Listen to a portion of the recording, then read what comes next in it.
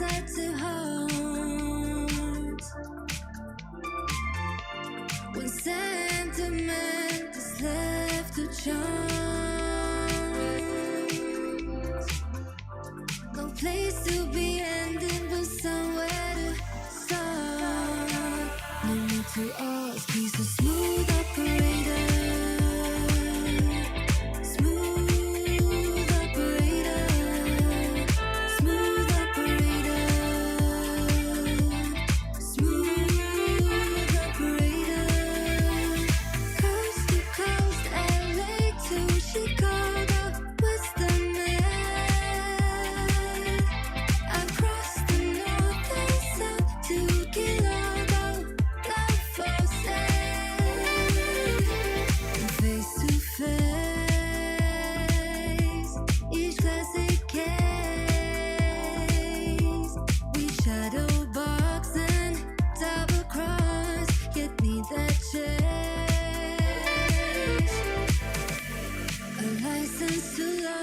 Insurance to hold.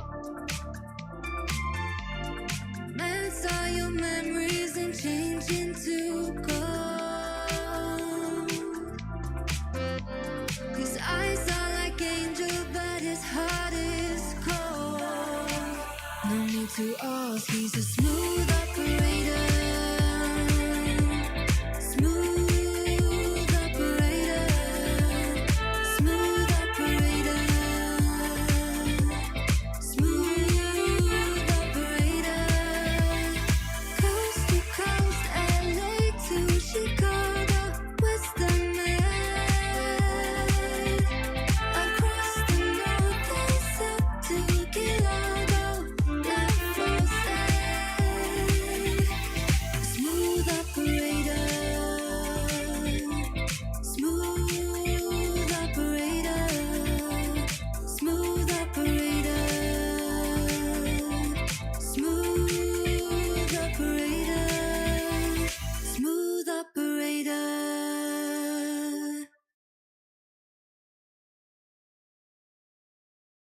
私バンパイアいいのつっちゃっていいのもう無理の無理なんてふい答え試したいないっぱいで咲きたいなら絶対いけるよ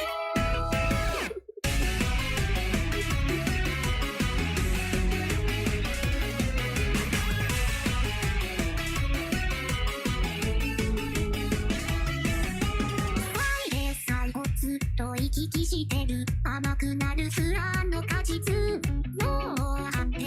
と息をしてもいらないだけうさいだけ誰かといればそれはならねば強がってたって気持ちには逆らえない離れていても感じてる絵も繋がって確かめたら死ねるかもいいもん悲しいもん切ないもん君の全てを食らうまで絶叫私バンパイアいいのつっちゃっていいのもう無理の無理なんて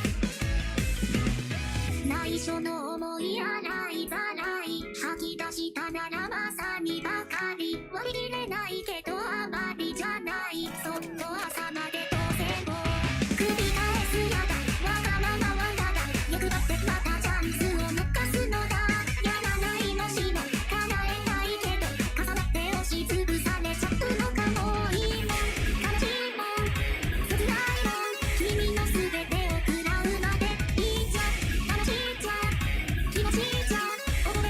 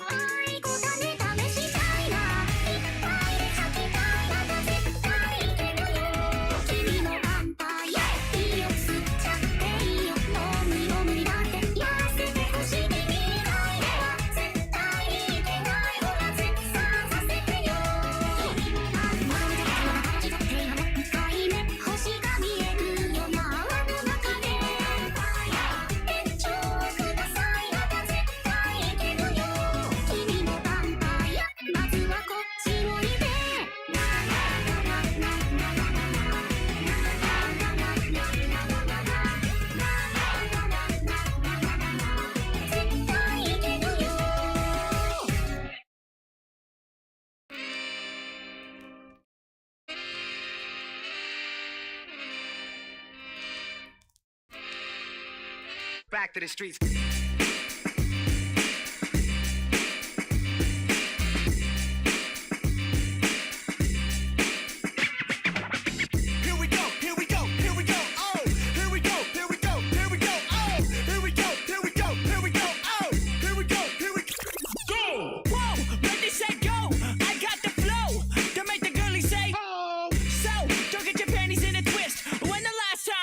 Like this. When the last time you heard it like this? JVB, the It Boys, the Misfits. Toss me the keys to the cherry red Benz. Two-seater, only you, no friends. Now to begin, the wheels are spinning in. Crisscross and I'm gone. I keep it on. Doors open, so baby girl get in. I still rock your body till dawn.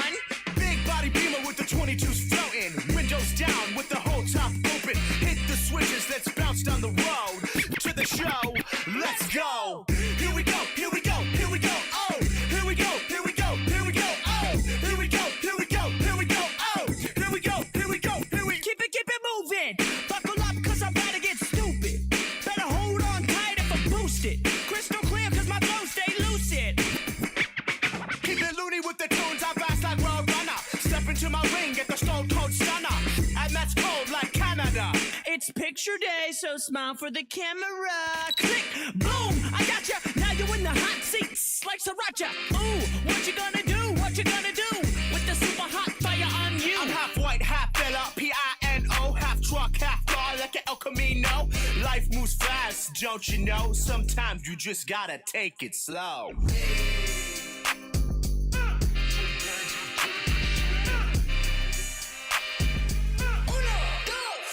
Step on the gas, suckers ain't ever gonna pass me. My Honda Civic, always gonna last me. You wanna ride? Son, don't ask me. I'm not an Uber, I stay classy. Your repertoire is a tragedy. I got a 399 capacity. Your full luck is only half of me. I'm the big Bambino with a capital B. First place, let me end it on a high note. My motion is fluid, spinal. Well, I'm out, and that's final. Now let me turn this mother over like a vinyl. Moonwalk on the beat, MJ. Serenade in the sheets, purple rain. Deep voice, Bruce Wayne. Bring the ruckus, Wu-Tang. Here we go, here we go, here we go, oh. Here we go, here we go, here we go, oh. Here we go, here we go, here we go, oh. Here we go, here we go. Here we go, here we go, here we go, oh. Here we go, here we go, here we go, oh. Here we go, here we go, here we go, oh. Here we go, here we go.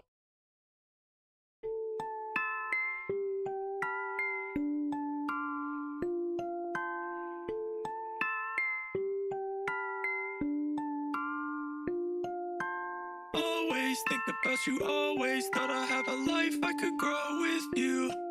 But as time fades, crazy how our lives change, feeling like a shockwave without you. Always think about you, always thought I have a life I could grow with you. But as time fades, crazy how our lives change, feeling like a shockwave without you. Always think about you, always thought I had a life I could grow with you. As time fades, crazy how our lives change, feeling like a shockwave without you. Feeling like a shockwave, shockwave, shockwave, shockwave, shockwave, shockwave,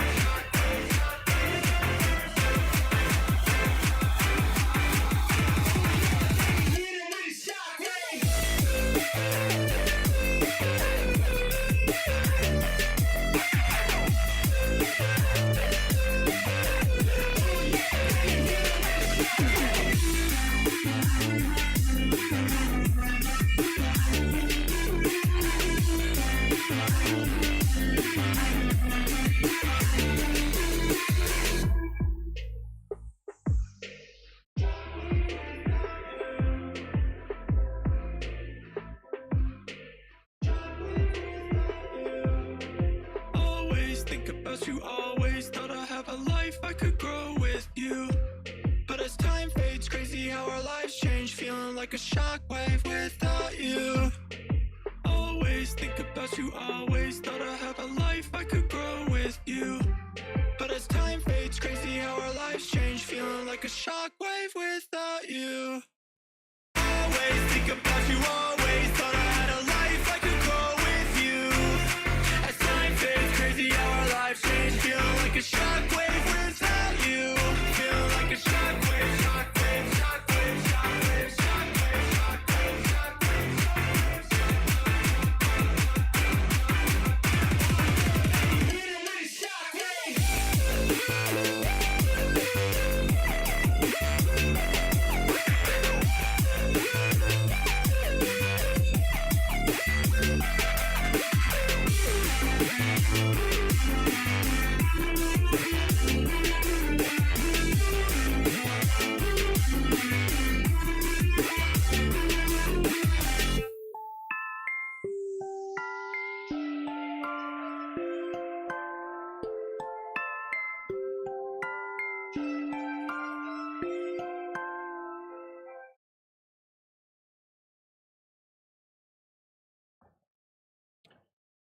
Oh boy, oh boy, oh boy! It's a great day. I'm in very good clothing. I decided to dress up, be professional, a little bit of business casual today.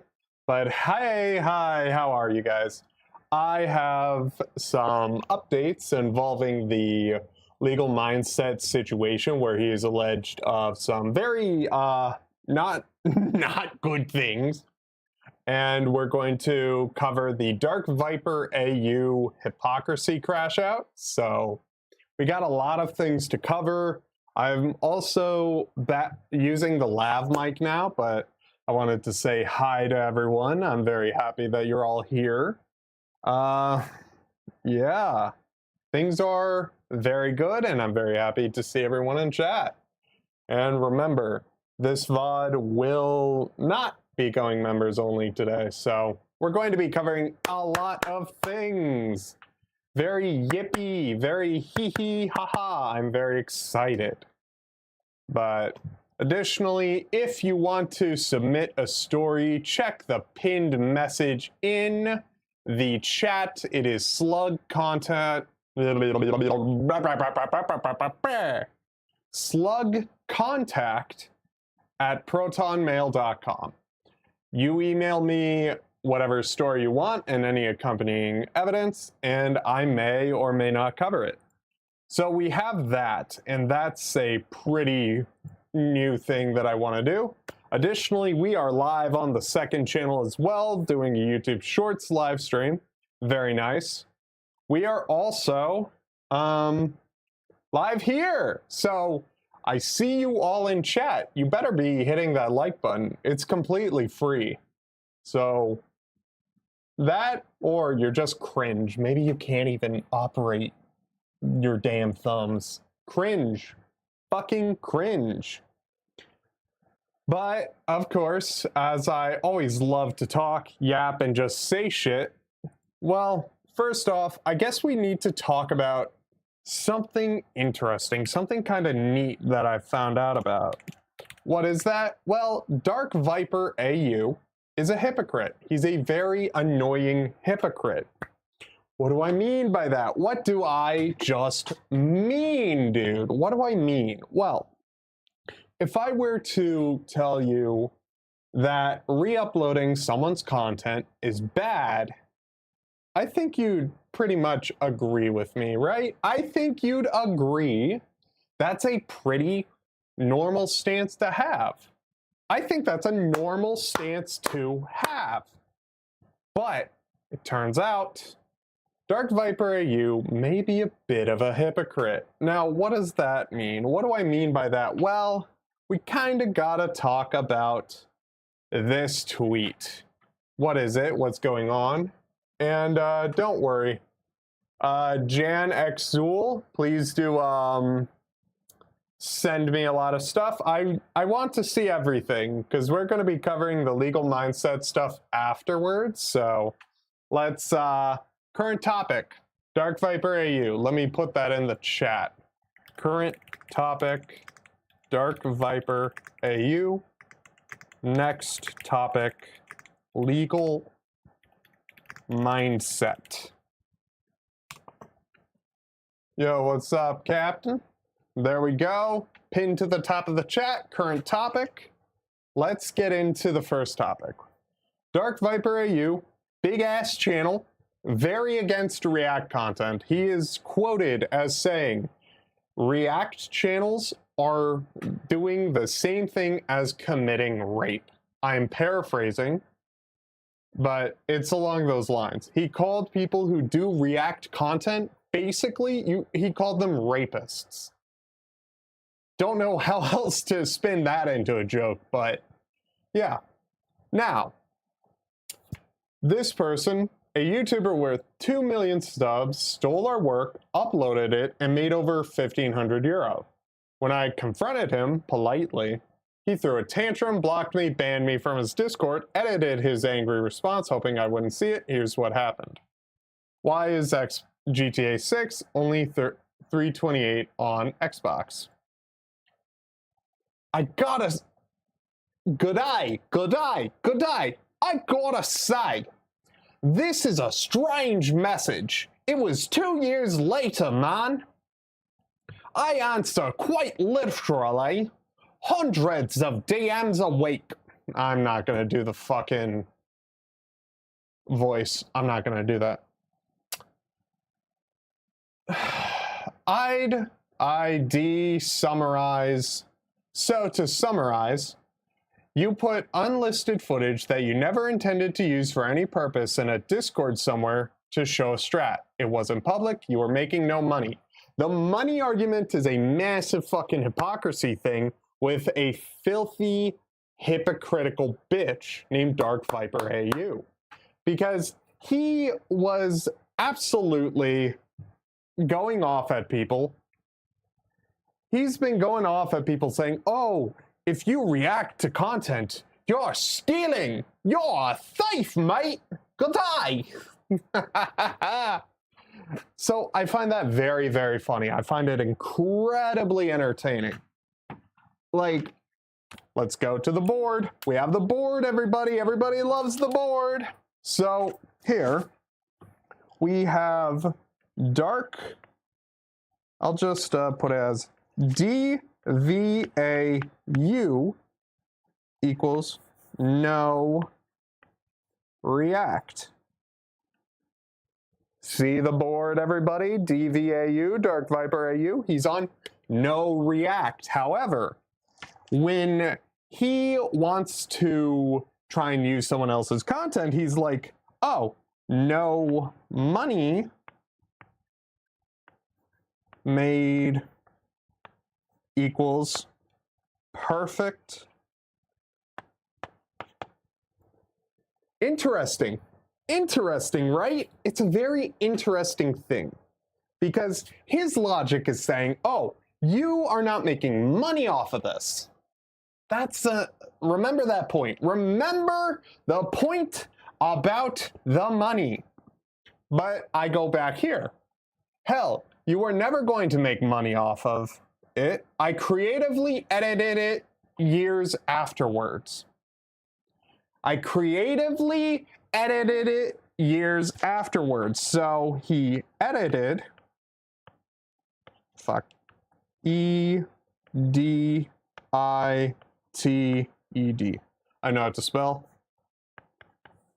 Edited it. Remember, look at the board. Look at the board, everybody. It's the board of learning. He creatively edited it. Now you see there, however, ... years later.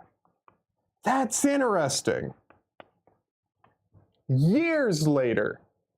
I feel like it's super interesting. Edited it years later. How does that kind of prove my point that he's a hypocrite? Remember. He said that he creatively edited it years later.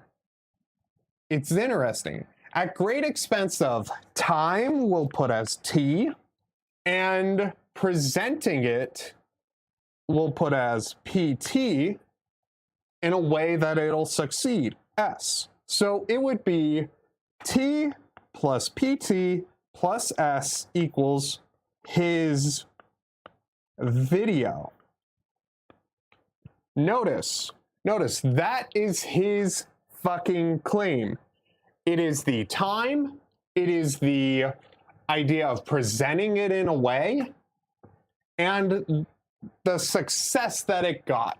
In his eyes, that makes it his content. However, what's interesting is that he's been against that argument. but we'll get back to that very soon.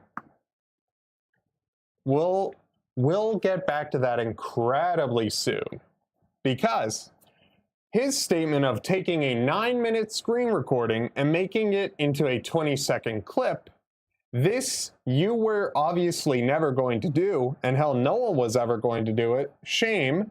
It was a good edit and hook. I guess I will find that clip of Trevor diving out a boat onto a whale that Otger dude made. Fuck off if I want another DM like this. I wrote you a very long message, removed it, privated the clip. Never contact me again for any reason. Please stop watching my content.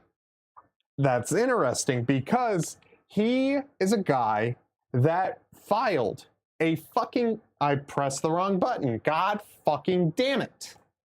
Fuck me. I am very, very animated today. I'm very active. It's an active slug stream. Very nice. Because he is the guy that would file frivolous copyright strikes on Chud. He struck Chud because Chud reacted and covered a 9-minute segment. I am not kidding.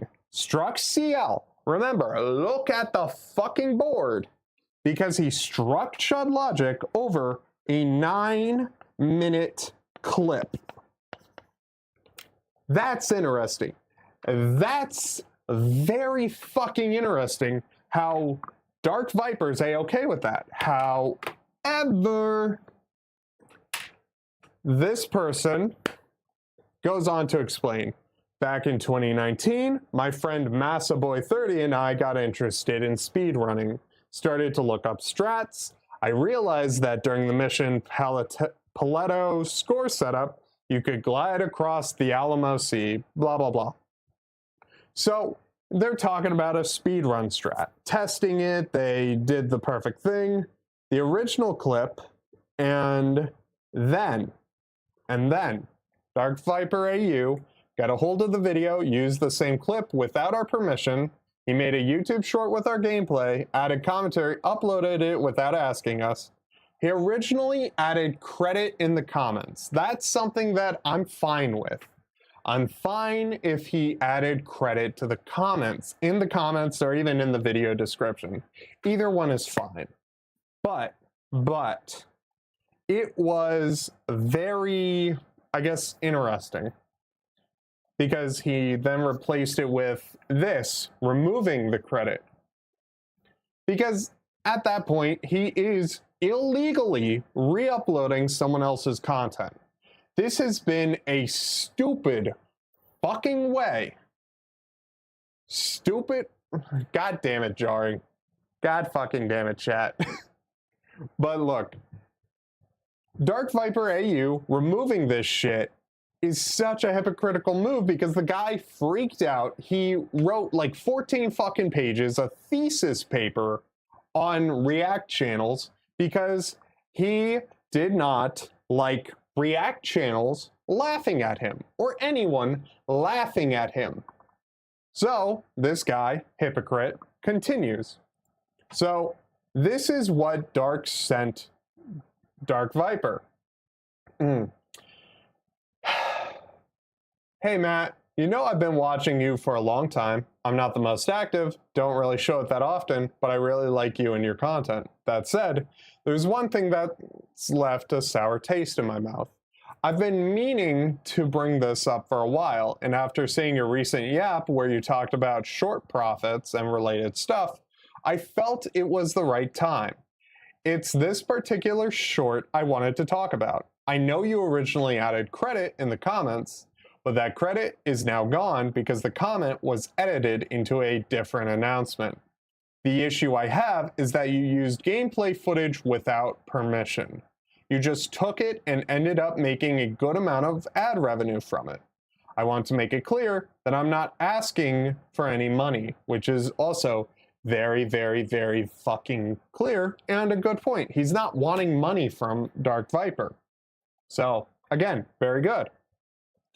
However, I'm just genuinely curious why you do something like that, especially since Both you and I know what it feels like when someone else isn't being friendly, quote unquote, and doesn't credit you properly for your work. Another thing that bothers me is that I actually reached out to you 2 years before you posted this short, offering to provide gameplay footage for gliding if you ever wanted to cover it on your Clips channel. You responded to me with, and this is a response at the time, March 1st, 2021, I can't do it, so ever, never. I can't do it, never. I can't do it, so never. Could have done it years ago had I wanted to. If I can't show it myself, I am not keen. Thanks, though. I was genuinely interested in helping you if it was ever something you needed or wanted, but you clearly declined, so I respected that and left it at that. So finding out a couple of years later that you did a complete 180 and uploaded the clip without permission was disappointing. Again, I'm not trying to start any drama. This was just something I really wanted to get off my chest. I do feel bad about this stunt you pulled. Keep up the good content. How the fuck is Dark Viper AU crashing out over this? This is like the nicest confrontation you could ever have in the history of the fucking world. Are you kidding me? This is what's causing Dark Viper to have, like, more than likely he's going to do a fucking 400 hour fucking meltdown stream because he's a fucking idiot over it, and his response is just him being a fucking sore piece of shit. And this is the YouTube short. It's literally just a fucking video sped up with commentary on top of it. This is not legal. This is illegal. It is copyright infringement. Just because you steal someone else's fucking gameplay and add your commentary and all of that on top of it, that's fucking theft. You're not transforming the content. What does this fucking sped up thing have to do with the commentary? Additionally, you didn't even ask for fucking permission. Are you fucking kidding me? Dude, I would have filed a fucking copyright strike on that, and I would have been like, hey, counter it. I'm gonna dox you. I'm gonna fucking go to court. I'd fucking be like, hey, help fundraise. Be like, hey, this shit's gotta go public. That court document will pop up if you're gonna steal shit and be a piece of shit like that. Thank you for the $2, Sid. I greatly appreciate it. Yeehaw. He loves to cause drama. Dark Viper's just a fucking bitch. It's so fucking annoying. There's no benefit to Dark Viper. But I digress. He's basically just re-uploading other people's shit. And it's illegal. It's fucking legal. He sped up a 9-minute clip to 20 seconds. Illegally re-uploading it and not crediting, not asking for permission. Again, any fucking court would see that as copyright infringement. You can't just take a 9-minute clip out of a fucking movie and just be like, hey, this is what happened during this 9 minutes. Slow down to 20 seconds. You can't fucking do that. It's really fucking annoying. He's the cry bitch of the week, chat. But it continues on. His creative editing was speeding up the clip and slapping his own commentary up. Not fair use, by the way. Not fair use. Illegal. Copyright infringement. You are re-uploading someone else's shit. It is a illegal action. Him speeding up the fucking video does not make it fair use. His fucking commentary on it, not making it fair fucking use. This piece of shit, Dark Viper AU, is a scumfuck. A scumfuck bitch. I do not give a fuck if he wants to pretend that, oh, good day, it's all fair use, mate. No, it's not. it's not fair use. It is basically just re-uploading someone's shit. However, he's been very vocal about being against reaction content. Yet it's literally reaction content. The clip was also shared privately. We have no idea how he got it. Hey, Squid. So again, it's very interesting. But after his tantrum, he must have realized how bad his message would make him look, so he deleted and edited it to this. He then blocked me, banned me, all that. I still tried to email him so they can move past it. Privated the short, removing the monthly app, and canceling the series. Never contact me again. You fucking cancel an entire fucking series. All because someone's like, hey, can you not be a fucking dick? Can you fucking... And he did it... The person that confronted him did it in such a kind way. In such a way that Dark Viper does not fucking deserve. Dark Viper is such a hypocritical piece of shit. But again, it continues. Banned from the server. Then, again. Still, emailing in the nicest way. And again, as a clarification, the original clip was only around 2 minutes long, not 9 minutes as you mentioned, which is interesting. Interesting. Ooh. So again, Dark Viper is still a giant hypocrite. The post is still on TikTok, but after removing the stolen short, he re-uploaded a new version using footage from one of his viewers. Even though this version uses someone else's gameplay, it's still the exact strat I created. Without my work, this video wouldn't exist. He's made around 264 euros from this new version. I want to make it clear, this isn't about money, it's about what's right and wrong. I spent time creating something original, a YouTuber took it, profited from it, dismissed me, hoped no one would notice, I stayed respectful and he didn't.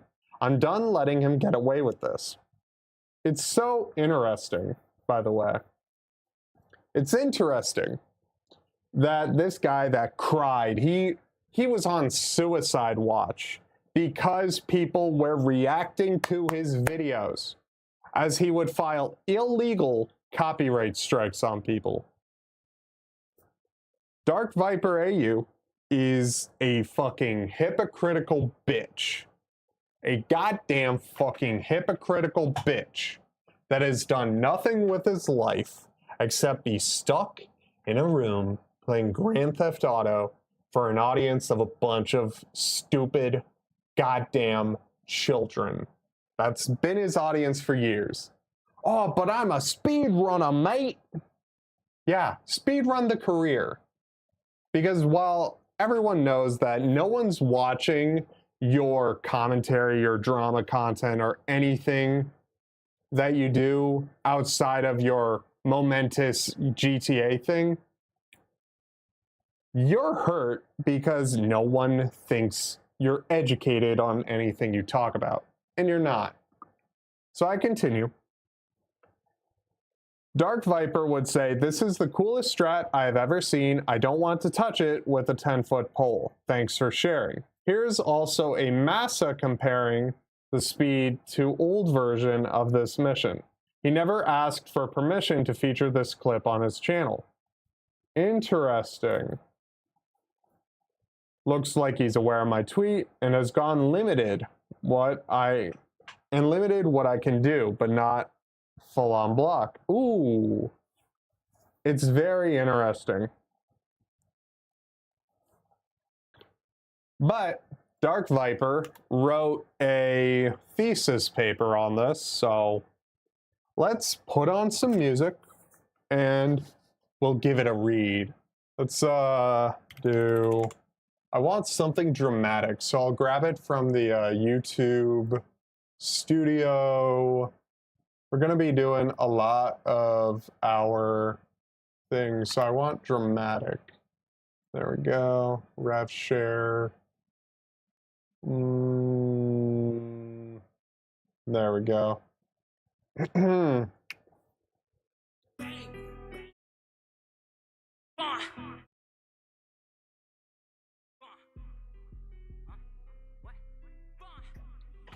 Ooh, baby, let's go. Oh boy, guys, prepare for a long story that I am typing at 3 a.m. after throwing all this information. And this is... I'm not gonna even read this. I'm gonna do something that'll piss off Dark Viper AU even more. Doot. Let's do something funny. I'm gonna do something really funny. Oh,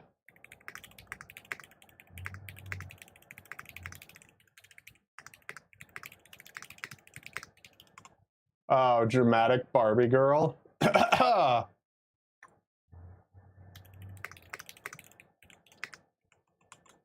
Boom.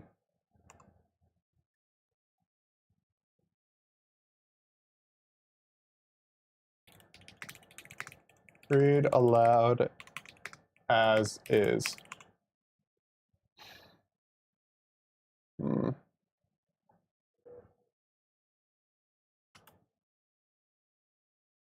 Let's see.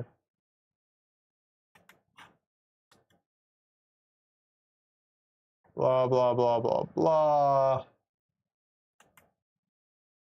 I want to make sure this is Speechify. I'm not going to do the AI voice. Let's see.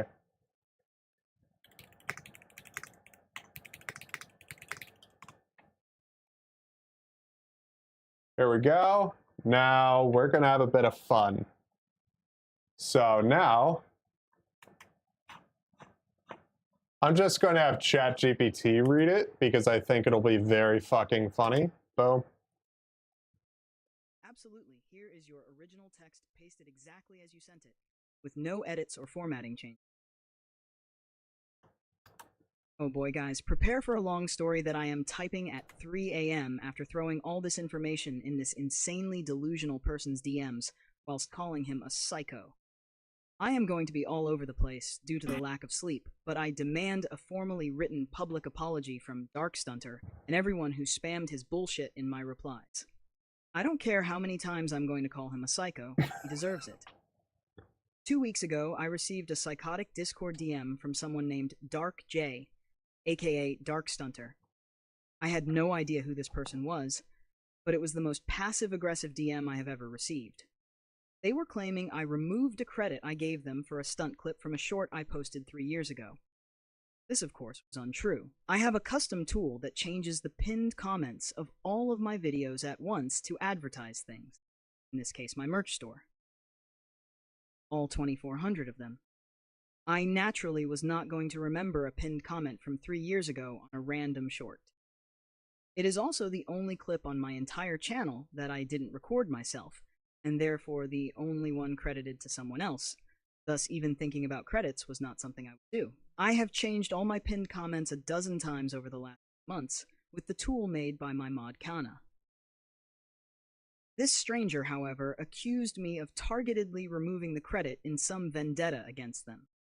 It was both insane that they think I would go back 3 years to do this, and insane that they noticed and cared enough to DM me. They were further entirely fine with my usage of this clip, and were well aware of it for 3 years, until they wrongly believed they were snubbed by me. I even have a vague memory that they left a positive comment Don't when I worry. posted it, but it is kind of hazy because it was 3 years ago. Contrary to their claims, I did not use their clip, at least not intentionally. I had no idea they made the clip. So how did I get it, you might ask? 3 years ago, on the GTA 5 speedrun Discord, someone, not Darkstunter, posted a comparison video between 2 strats. This was a timed comparison between bike gliding and not gliding on the Pareto score setup. It was in 480p and literally involved overlapping rectangular copies of GTA 5 taking up only half the screen, because the person's only goal was to show a comparison for timing purposes. This seemed to be a hastily made 6-minute chunk of footage, and it was unlisted on their channel. It had no association with any Darkstunter. Why did I make the short?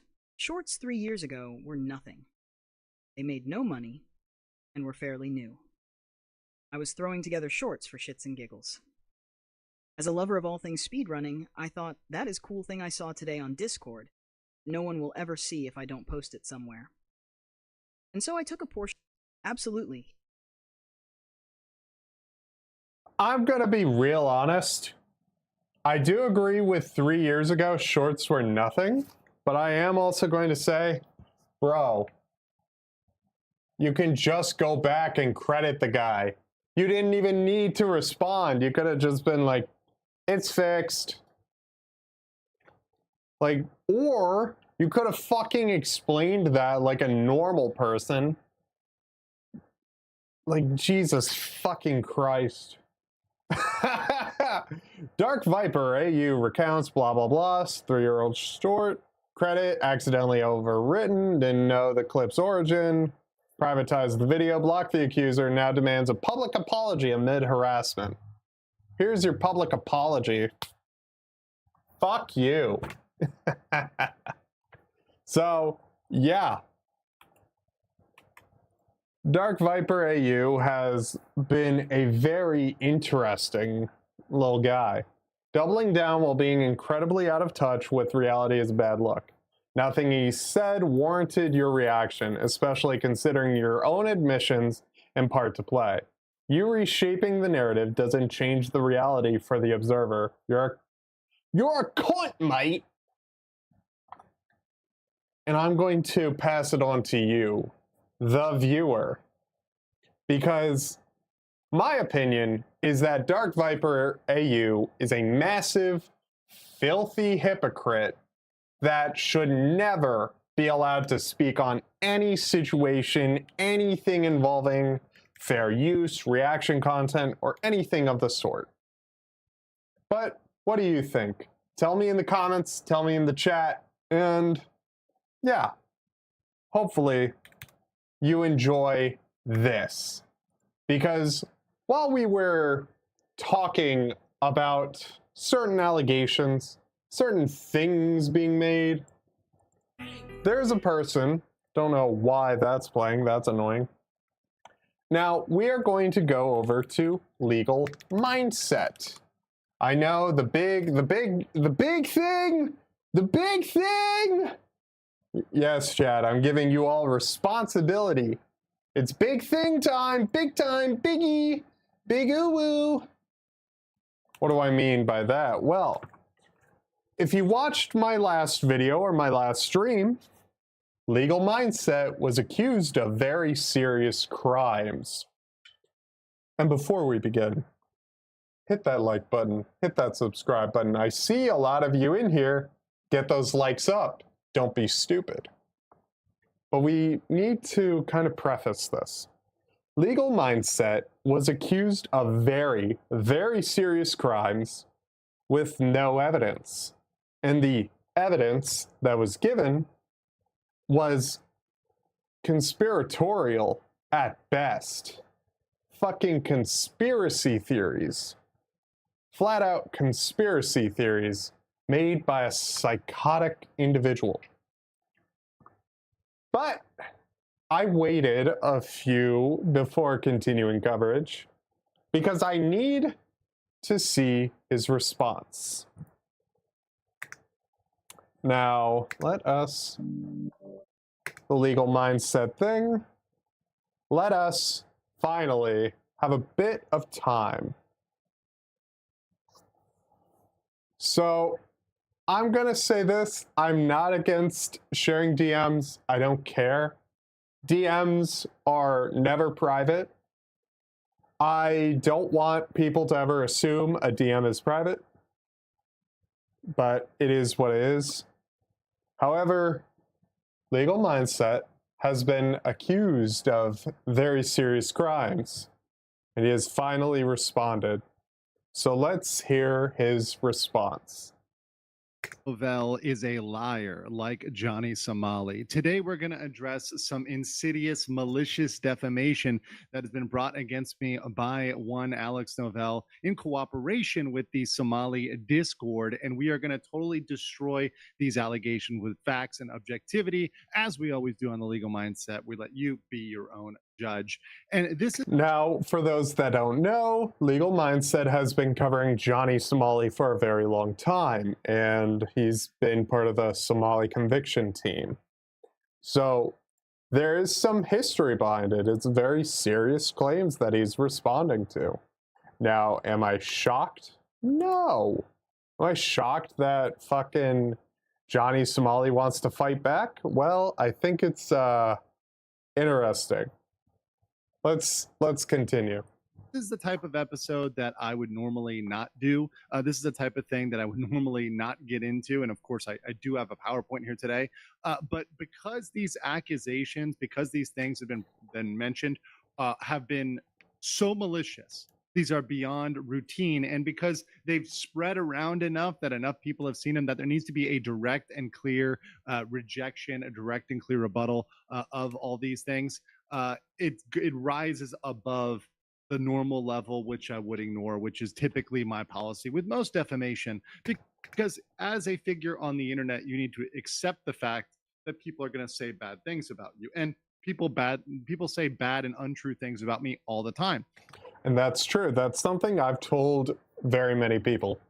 People are going to lie about you. People are going to shit talk you. People are going to make things up. It doesn't matter how much evidence you have to disprove it.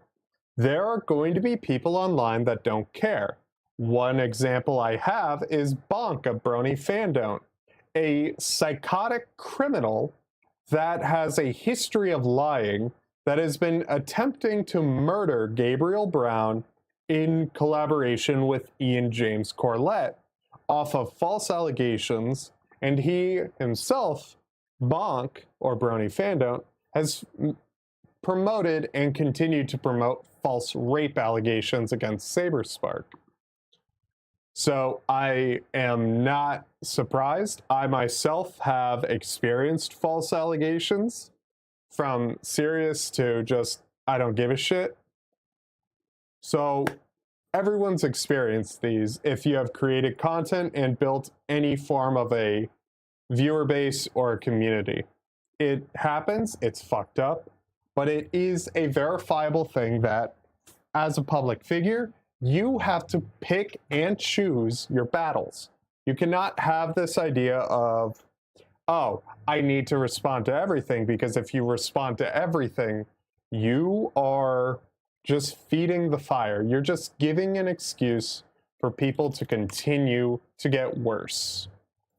And routinely, I do ignore those. However, this one is malicious, and because it was concocted in such deep collaboration with Somali's people, this deserves to be called out and deserves to be dismissed as what it is, as malicious defamation.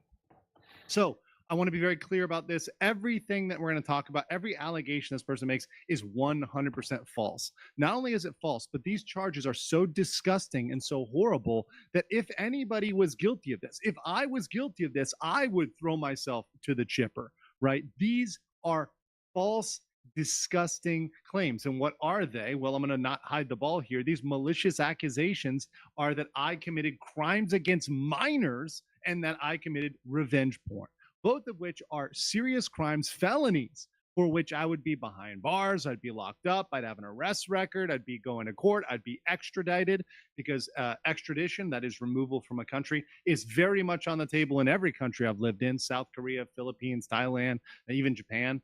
All those countries will extradite people if there's even a shred of evidence to this. But of course, this is all false, and this is all malicious, and this is all 1,000% defamation. And when I say it's malicious, because this person not only knows they were lies, but came up with the lies to smear me and to make me look bad.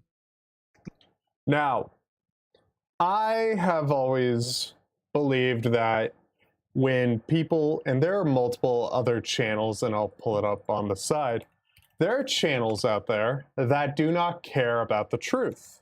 What do I mean? Well, there are human slop channels. Now, am I taking that fucking term from someone? Yes, I'm sorry. But it's people like this that do not care about the truth, but worse offenders are a Cheeto.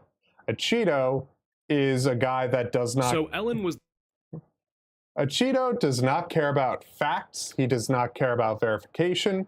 He will say whatever he wants and just not care. This is defamatory. Additionally, there's Jake Weddle, the guy whose dad rapes kids. So again, Jake Weddle, defamed Mr. Beast, in addition to many other people, much like Dogpack 404. Dogpack 404 made multiple videos lying about Mr. Beast. I feel like it's very, very interesting because Dogpack 404 is doing the same thing as Alex Novell. Now, am I burying the lead? Am I spoiling? I don't know. Jax, if you can, send me the link to the VOD and give me proper timestamps, because I want to see both sides. Yeah. But again, people online have a history of not giving a shit, such as in the Ethan Klein lawsuit, because people enjoy the anonymity that they have online. They enjoy the ability to just say whatever they want without consequences. And that is an issue.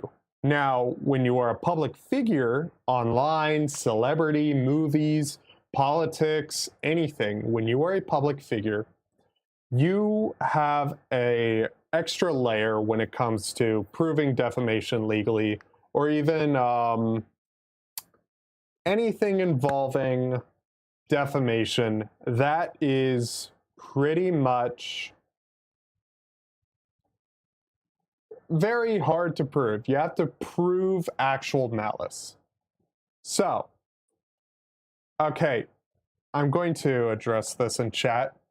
Jaxool, Janxool, I need you to send me the VOD. Send the VOD, because I don't know Alex Novell's kick, and I'd rather have the exact timestamp instead of just scrubbing past and missing everything. So while we go over Legal Mindset's response, you can send me the VOD and proper timestamps. I would greatly appreciate that.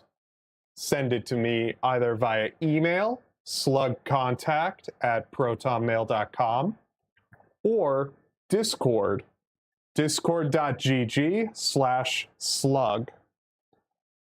Okay, thank you. Now, who is this person?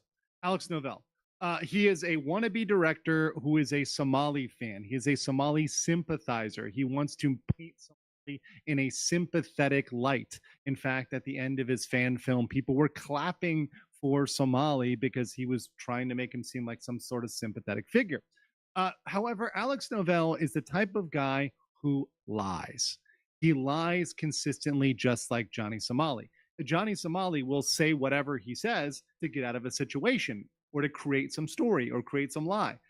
Alex Novell is exactly the same way. They're peas in a pod. And perhaps it's fitting that they spent a lot of time together, I believe weeks together, in Korea, together under the same roof, right? Filming, shooting the shit. And because of that, I think there's a lot of behaviors that cross over there. But he lies to his audience. He lies in his past works. He lied to Somali with Hank, Ice Poseidon, everybody. He lied about the contract. He made everybody sign this contract, which said, which essentially promised nothing. It was a quote unquote Borat contract. He promised people payment, which will never come. So those sort of things. I'm going to say this. If this is true, I would love to see the contract in full, uncensored, unredacted, because if those are true claims, I want to be able to verify it myself. While yes, Legal Mindset does have credibility, I want to verify it because of my own credibility. Because I believe that if I am able to see it with my own eyes, see my own perspective, I guess, without someone else's framing or lens, I can either make my own opinion, disagree, or agree, but it is very, very interesting because the claim of, oh, you do this, I do this for you, but don't hold it up. I do not know if that is a legal issue or something where that there could be legal repercussions or ethical things. Ethically, that is a very big claim, but I'd have to see if that's true. Just does out of matter of course. And his position on this, and this is something he said very recently this week, and we made this screenshot, of course, is that me acting that way towards a subject is disarming and not a representation of my actual opinions of the person. So he justifies his lying to people, saying, I can lie to. Now,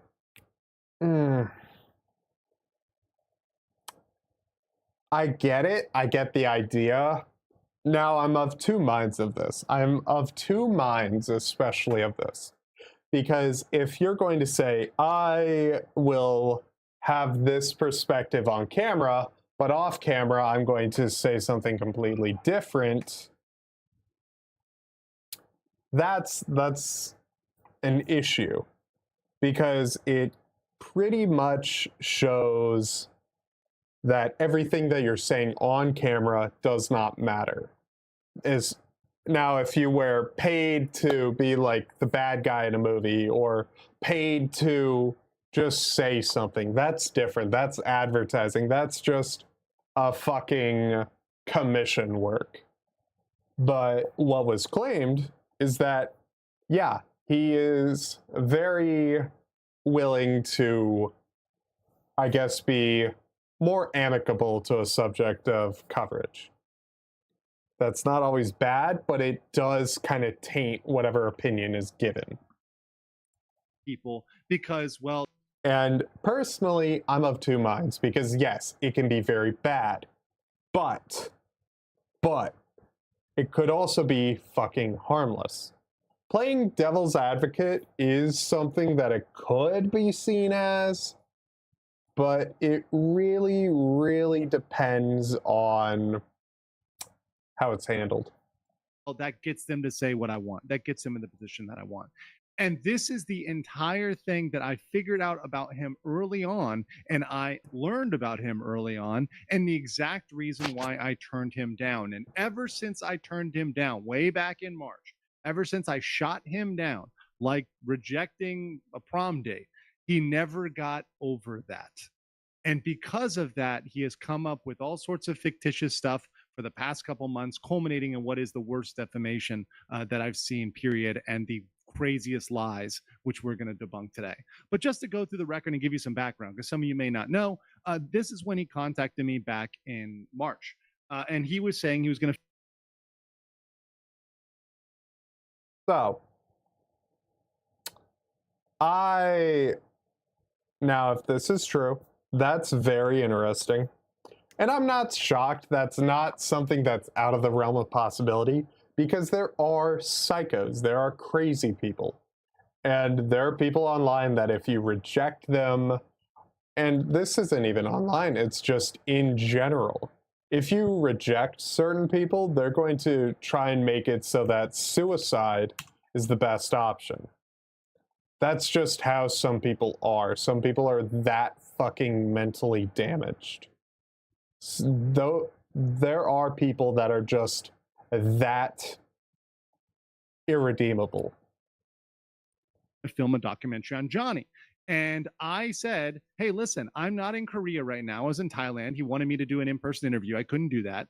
I said, hey, I'm not going to do a in-person interview, but what I'll do is if you submit me written questions, I will answer them, and I'll do it by video or audio, either one.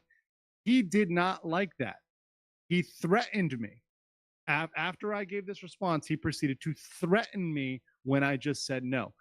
So, yes, I'm going to film a whole documentary on him. Perhaps you'd be willing to do the interview audio only. It's going to premiere at a film festival in New York City. What? What? That's something I find very funny. The idea of a Johnny Somali documentary at a film festival. That is like saying, give me 500 in Bitcoin so I can save your Steam account. That's how stupid it is. And it's very funny how someone, But he would respond to that. LM sent someone from Korea to see it. I have to. Jank Sewell, you will be banned if you do not send me the VOD with the timestamps. Because I'm not going to watch an entire kick VOD, because those have too many racial slurs. Additionally, they have too many legal risks. So, again, Legal Mindset would respond with, it's not about video or audio, it's time. And I have odd hours here in Asia, as well as a demanding schedule. Unlike Ramsey, I have other work to do and also travel often. Written questions would be best, as I can give you a thoughtful answer and respond properly. I would even be willing to send over audio responses to the written questions. Thank you. Or thanks. I find that's a fine response, saying, hey, look, give me the questions, I'll respond to them, and I'll give the best response I can feel entitled to an interview. I owe this individual. And I've seen a lot of people, I'm not going to name certain people, I'm not going to name certain groups. However, if you know some of my recent history, I have seen people that feel entitled to interviews, entitled to platforms, entitled to, I guess, for lack of a better term, clout of people. And it is very similar. Individual or any individual on the internet, nothing. I don't have to give my work and my time away for free, not a second of my time. I am asked for interviews all the time. I have people that want to come on my channel and people that ask me to come on their channels. I rarely do interviews because my time is so limited. And unless someone is willing to compensate me for that time, I'm sorry, I'm just not willing to do that. But there was no offer of compensation. Not that I would have believed him in the first place, because he's lied to everybody else. But beyond that, I discovered when I did a bit of research on this dude that he is a bad faith actor, that he is someone who lies to everyone and then tries to get him with gotcha questions, things we've seen in the mainstream media, things we see all the time, where people will try to get you to do a gotcha question in a long 1 hour interview and then clip out the one gotcha question to put into their final piece. And that's not what I was going to have with him, and that's not what I was going to allow. He didn't like that, so he proceeded to threaten me. And ever since then, he's been crazed about going after me. And we've got the receipts for that. So now, I am going to say I have to take the claim of threatening very, very lightly. I have to take that claim incredibly light, because we were not shown the threat. We were not shown the threatening message, nor were we able to hear the threatening message, see it, or anything. That is alleged. Unless I see it, I am not comfortable saying that there was a threat made. I am not going to ever play that fucking game again. So again, it is a very iffy thing. However, if that is a real thing that happened, that's very bad. But again, I don't know. While Legal Mindset has credibility, I can't. I cannot, in good conscience, give it any credibility, much like I cannot give any credibility to the claims made against Legal Mindset. He always says, and this is one of the funniest things, that he's not trying to jump to conclusions or not trying to put a tinfoil hat. But we're going to show that everything that this guy brings up is the craziest tinfoil hat of all, even within his own narrative, which is all false. His narrative is complete BS. But his own BS narrative doesn't even make sense. So not only is it false, which we're going to show or prove, but it doesn't even make sense within its own internal logic. Its own internal logic doesn't even make sense, not to mean that it's all false. So that's what we're going to show today. So first of all, this shows he was back here asking about me. Okay, Gabe Salgado, do you have pics of docs? Some of these, I believe, are traffic related, but there's one that's criminal and none from 2023. Nope, just pulled those case numbers off his background check. He also had a media company called Steel Media Productions, but I can't seem to figure out what kind of videos they produced. No trace, just corporate filings with Andrew's name on them. How long until FOIA docs? Again, it's up to the individual offices I've requested these docs from. Could be a week, could be months. Back in April, here's him talking about documents, saying some of these, I believe, are traffic related. So he's accusing me of trafficking, that is human trafficking, back in April with no proof before he submitted any. Now, I cannot say that because it could also mean, hey, these are traffic citations like speeding or wrong turn or bad driving or something with your car, something traffic related. So right here, this could also be legal mindset kind of jumping to a conclusion. Freedom of Information Act request, nothing. It says, but there's one that's criminal and none for 2023. So he's accusing me of being a criminal in April before he's received any information on me. Now, spoiler alert, he will receive information that proves, and as others have seen and looked at, and I will prove, that there is no criminal background, that I have zero criminal background. In fact, the only things on my record are my victim reports, where I was a victim of a car break-in. That's the only thing there is on all the records that this guy pulled, or all the records out there, which is pretty insane. But you see here that even back then in April, he was looking into me and looking into things. And this contradicts his own narrative. You're going to see why. Here he is. Anyone in here have links to old Go East gentleman vids where he teaches men how to pick up women?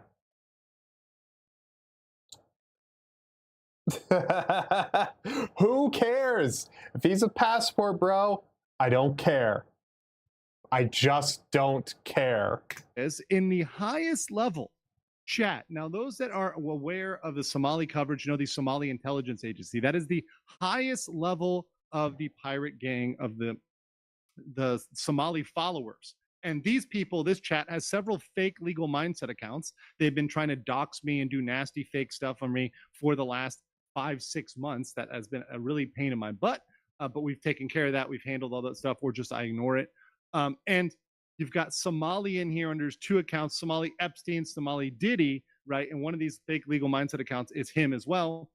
And he's digging on information on me in May with the pirates. Mind you, these guys at the very same time are working on the doxing of various people. They're attacking Bong Bong, the female Korean streamer, creating deepfakes of them, deepfakes of Jungman, doing all sorts of nasty things, creating all sorts of fake information on people at this same time. And he is in there collaborating. In fact, we're going to show that he is in fact collaborating to this day with the Somali Discord, threatening to dox people, threatening to expose people. He's been in that community, in that group, tight as thieves with these people since months ago, and remains there to this day, which is pretty insane for someone who claims to be objectively covering this. Now, again, that's a really interesting claim. Now, it is known Johnny Somali is a criminal. It's an objective fact, at least in Korea. Johnny Somali is not a truthful person. He is someone that will do whatever it can for internet attention. He does not care about the truth. He does not care about what happens. He is a-okay with doing awful things to everyone. So is his community. So again, it is a very not surprising thing. However, I will need to dig into Alex Novell more so I'm able to make a informed kind of perspective on him. But from what I've seen so far, I don't like. The other thing is he submitted this report here. This is a Freedom Information Act request related to me. He tried to submit this on April 6, 2025. So this day is very, very, very important because Mr. Novell, Mr. Alex Novell, claims, "Oh, I just started looking into you just recently. Oh, just out in June 20th. I just started looking at you." No, no, no. He's had this hate boner for me going since April, late March. He's been coming after me, trying to get me ever since I turned him down. The second I turned him down, he flipped on me. But that's not his story. In fact, he tries to pretend that this was something that came up more recently. Let's watch the documentary and the proof from his own documentary where he lies. Once again, he starts out talking about me lying, right? Let's listen to this clip. So before I could even start to look into who Legal Mindset is, I got this phone call. So let's pause right there. I'm also going to pause as well. There's something I said, and this was on my previous stream covering this. It's always weird. It is a sign of, I guess, malice or improper handling when you are using an anonymous victim on a social media-based expose. When it's done through like major news orgs on the right or the left, there's some verification that can be 100% confirmed. But when it is done through social media, that raises a lot of issues and a lot of questions. Because when you are making an expose or calling someone out, and you are using anonymous allegations, such as with Brony Fandom, when he would platform the false rape allegations made against the YouTuber Saberspark, he was proven to be a pathologically malicious liar. Now, if you want to read that, I do have a Substack. It is linked in the description, and it's pretty good. I wrote 2 pretty good articles covering what happened. But I said this when I covered Novell's documentary. I don't like how a victim is hyper-anonymized, and the claim of, "I got this phone call." That makes me very, very uncomfortable with the idea of it being a legitimate claim. Now, why do I say that? Because, again, just like with the Saberspark false allegations, you have things that show, how else do I say it? But if you are making these types of allegations, you're going to need to say it with your whole fucking chest. Do not say it as if it's just some small thing. If you are going to make a rape allegation or anything of that sort, say it with your whole chest, or don't fucking say it at all. I have said this for a long, long time. So, let's continue. So he says, before I could start looking into me, I got this phone call. What date is the phone call? Let's enhance this a little bit here. 6/20/2025. So this guy. Now again, that's a claimed date of the phone call. That is a claimed date. We don't know if that's true. However, when I covered this, it was shown that the individual that was claimed to be a victim is not a victim. Claims, "Oh, I didn't start looking into you till 6/20/2025. Well, according to your own records, which you show, that is a lie. That is a ball-faced lie right here, April 6, 2025, and even digging before that, April 1st, etc. So once again, his own documents, the stuff he brought up himself, just proves that he is indeed a liar.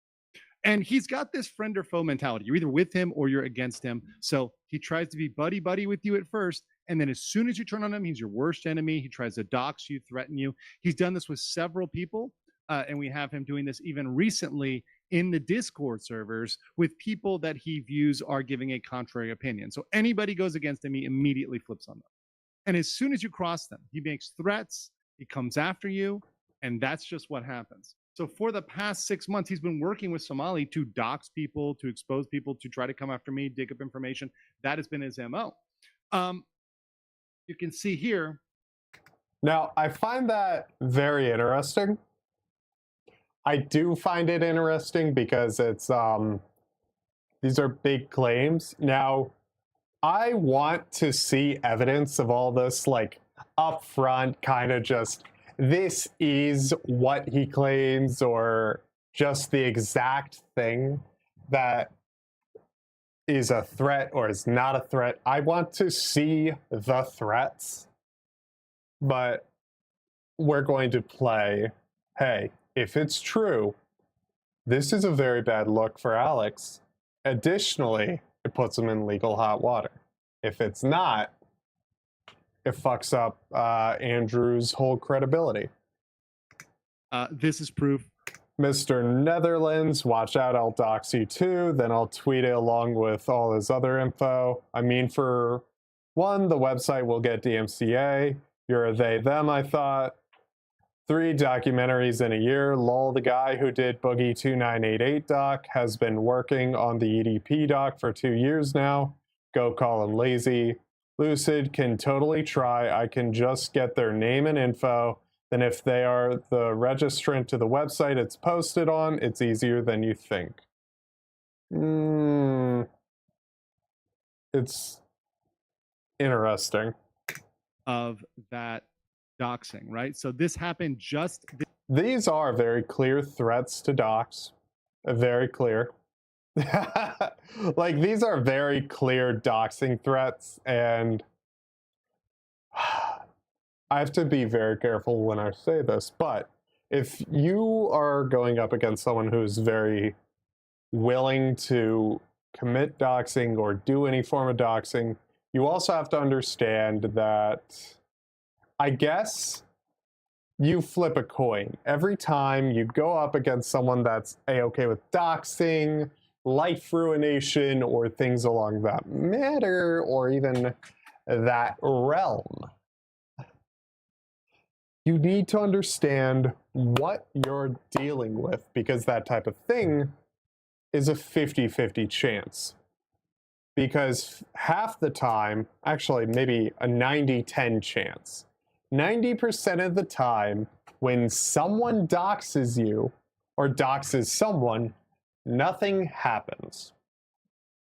That is 90% of the time. However, 10% of the time, people go through with intended action. So, again, we are going to have to figure out Alex's response to this video. If it proves things, that'll be interesting. But again, I want to be able to verify these claims directly. So, yeah. This week, literally just this week, where he says, Mr. Netherlands, watch out, I'll dox you too. This is in the Discord. Now, I will say real quick, just for the record, some Discord records show up differently because some are on mobile, some are on web, and the presentation shows up differently, the format shows up differently. This is 2 different images that I added here. But anyways, watch out, I'll dox you too. Then I'll tweet it along with all his other info, right? So Lurid can totally try. I can just get their name and info. Then if they're the registrant to the website it's posted on, it's easier than you think. So saying, hey, look, I'm going to be able to go after you and dox you and expose you if you go against me, if you counter my points. It's really insane. Now, why does he do this? Well, he appears to hold some extreme political beliefs. I think he thinks I'm some sort of political opponent of his, even though I've tried to be, at least for the last year, apolitical and analyze things objectively, but he doesn't see things that way. He's pretty obsessed. He's also clearly trying to get Hassan clout, and we're going to now that's okay. So the whole political claim, when I saw the allegations made against Legal Mindset, I viewed it as, who cares about his political shit? You're accusing him of being a pedophile, a child rapist, a sex trafficker, allegedly. All of this, claiming all these big, awful things about this guy. But apparently, it's all equal to just being conservative. It's not gonna work. And this is coming from a giant fucking liberal. That type of argumentation, it's flawed, it's weak, and it doesn't matter. Show that in a second, where I've got screenshots of who he tags and what he tags in the videos. But he's trying to get Senpai to notice him, Senpai Hassan to notice him very, very clearly. And he's mad that I turned him down without fear, that I said no to him. I'm not going to interview with him. And he needed me for his Somali fan film. But I knew he was a bad faith actor. I told people not to associate with him. Now, everyone is free to associate as they want to associate. But that said, he's a bad faith actor. I called it out, and it just is proving itself to this day. I was entirely right about that, about this guy, and sensing him out from the beginning, because as a lawyer, particularly, I know how to sniff out snakes, and this guy was a snake in the grass from the beginning. And I do not want to deal or work with anybody who is not honest and transparent. If I feel like anybody is not moving with honesty and transparency, I will not work with them. I won't interview with them. I won't interact with them, period. And that's my personal code. And no one can force me to break that. No matter how much they come after me, I'm still not going to give them what they want. So he's actively chasing Hassan affiliated haters to try to get clout. You can see this. He immediately pinned this Empanada dude. I don't know who the hell this guy is, but Bad Empanada is such an evil piece of shit. An actually evil piece of shit. Bad Empanada is just fucking awful. He's A-okay with false CPS reports, which is illegal.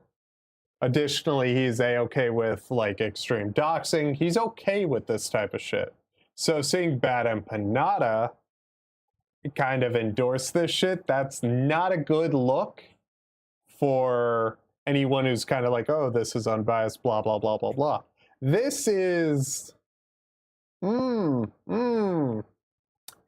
If Bad Empanada really endorses this type of stuff, it raises a question in my head of if I should really be taking what's said in the video just at face value. I know he's Hassan affiliated. I don't watch him or whatever else, but he's Hassan affiliated here. So he's trying to chase that clout. And you can also see that in his tags, where he tags Hassanabi in literally the video tag. So he's trying to clout chase off that. He's trying to clout jack off of that. Now, a funny thing is, he doesn't even get his facts straight. For someone that is this serious documentarian, he is so obsessed with me. And I live so rent-free in this guy's head. He hates me so much that when he thinks Vitaly, he thought Vitaly was in Thailand. Well, bro, I hate to say, but it's the wrong country, bro. Vitaly is in the Philippines. The Philippines is not Thailand.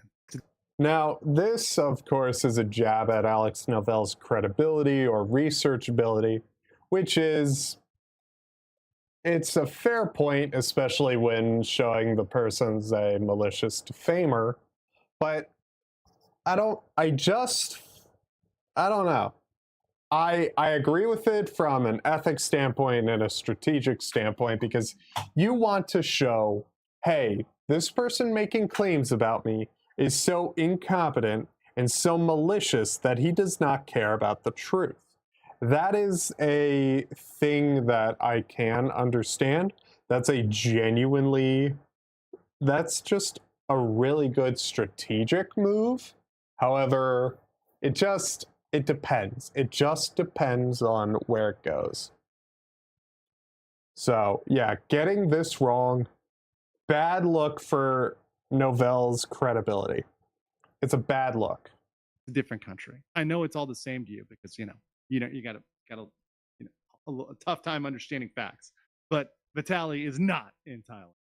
So let's talk about the call. Now, this is the main quote-unquote evidence that he brings out against me. Now, he alleges this to come out of nowhere, right? And, it's because my phone number is out on the internet.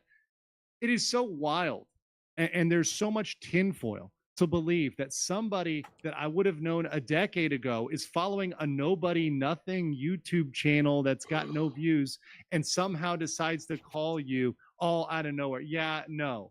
The Occam's razor, and we're getting into Novelle's razor here, but the easiest thing is this was the Somali Discord, right? Now, whether or not he knowingly did this with the Somali Discord or unknowingly was a victim of the Somali Discord, who would know? But the Somali Discord is certainly the group that organized this. And he generated this call, as we saw by the date, only after he knew my record was completely clean. So what he had to do was work backwards and try to create a story because he knew I have zero criminal record. My record's completely clean. The only thing is I was a victim. So literally trying to change a victim into a criminal. Insane stuff. And it Now, maybe I'm being entitled. I'm a person that's like, hey, I want to see the evidence. I want to see what's being claimed. I'm that type of person. I am not the kind of person that's like, oh, I'll believe you off rip. No, I am the type of person that has a odd requirement, not even odd, I guess. I have the requirement that I'm like, look, I need to see whatever evidence you have. I said this with the Saber Spark stuff. I said it with the Black Griffin stuff. I said it with the Skeppy stuff. I do not take claims at face value. All claims at face value are false until proven. That is my policy, okay? My policy. It's not a kind policy, but it is a logical one. A fun fact of this. Now, while this is not confirmed, it is speculated by one Johnny Somali. You can check out his X account. But he did identify a member of the a female member of the Somali Discord with a history of fake calls. She's mentally ill. So this is where I get to do a bit of a correction. I thought it was confirmed. I was wrong. It is speculated. So again, I am not above corrections. So I'm very happy. She's been seen in videos snorting meth, and she's a little bit of a fascist. She's a little bit of a fascist who has done this in the past, created several fake calls to frame people, libel people, etc. Now, that's not to say it's her. It may not be her, but all it is to say is there's no verification on who this person is. This person could be anybody, but all we know is, and all I know is, it's completely fake because the facts of this call do not line up with reality at all. Let's talk about that. And by the way, this is the same group. Remember, Somali's Discord is very adept at creating fake stuff. They've created deep fakes all the time. They've created fake calls all the time, fake everything, fake X accounts, fake Discord. They do this all the time. It's just what they do. So, okay, let's get into the facts of the call. So this person decided, this is the transcript here that he tried to drop. I said this again. I said this when I covered this the first time around.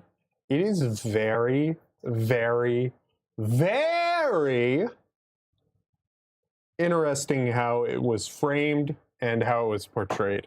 Because this type of style, this theme of transcript is usually, I guess, promoting feelings of, oh, this is an uncovering.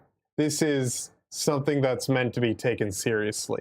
That's how this is being portrayed. This is a purposeful and deliberate framing method, or at least a theme that he wanted, because this is also used in true crime documentaries or true crime podcasts or things of that nature. Or even in movies, when you want to show X, Y, and Z in a certain light, you have this like lined legal paper and typewriters. Typewriters and this lined paper is absolutely seen as investigative. Noir movie, like noir detectives that typing on the typewriter. That's all tied to investigation, all tied to this mystery that needs to be solved. This was a deliberate theme that he did. While yes, in his mind it could just be, oh, I liked how it looked, it is something that invokes that type of response, that emotional response. So this person who's clearly reading off a script, right? Clearly, because they actually make an error with the age and the way they read things out is very perfected and very dry. But these facts are all completely wrong. First of all, I like the cocky lawyer part because that's completely not true. Alex Novell doesn't know this, but at that time, I was extremely nerdy, introverted, and engaged. Yes, the entire time for which he alleges and all this stuff you're going to see in 2017, I was engaged. I was engaged to be married. I was completely monogamous. I would believe 100% that that was going to work. Ultimately and sadly, that did not work. But there's ample proof of which I can't show publicly because it would expose my ex-significant other. But there's ample stuff related to my wedding, engagement, etc. You know, the paperwork, the contract for the wedding venue, all that sort of stuff. But beyond that, I was nerd. I had an anime podcast, which is still out there with like 0 views.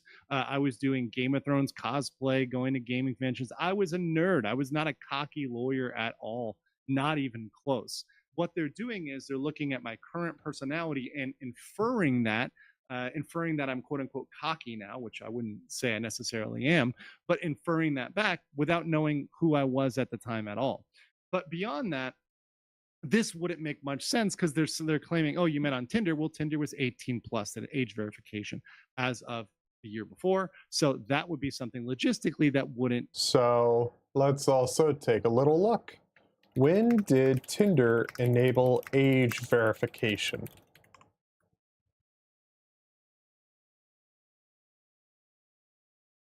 Tinder first introduced voluntary. So this would be in, so that is a lie. That is wrong. I want to make that clear. He got that wrong. Tinder introduced age verification in Japan. Oh, wait. United States.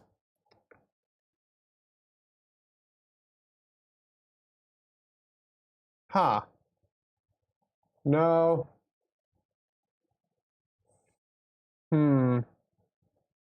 Let's actually do a little bit of actual deep dive. Did Tinder enable, I guess, introduce age verification in 2016? Okay. So here we go.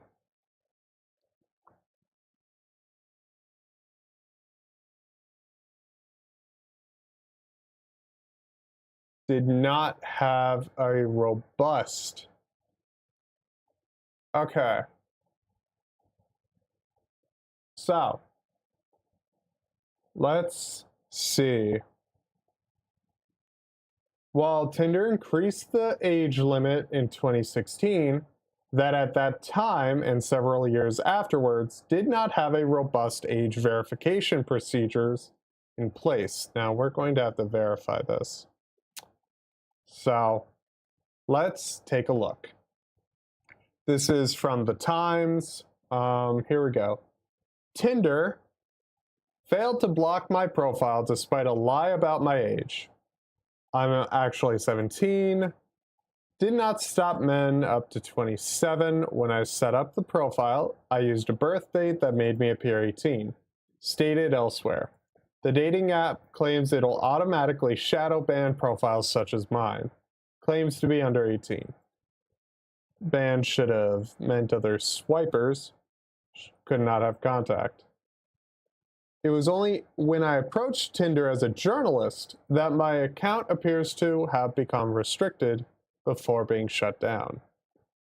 So, both ask for a date of birth. On Grindr, if you input an age below 18, so yeah, then the app allows users to simply input a fake older age to access. Tinder barred 13 to 17 in 2016. also rejects under 18. Able to pretend. There are many anecdotal stories, including blah blah blah, spotting underage profiles on both apps. Again, it's tools for removing such accounts, automatic scanning of profiles, suspicious language, manual reviews. Constantly working. Government is now considering forcing dating apps. So, yeah, I am very curious about this because where's the sourcing on you? This was back in 2024, so a year ago. So, Tinder is notified in 2019. Okay, we'll read through this. To require video selfies.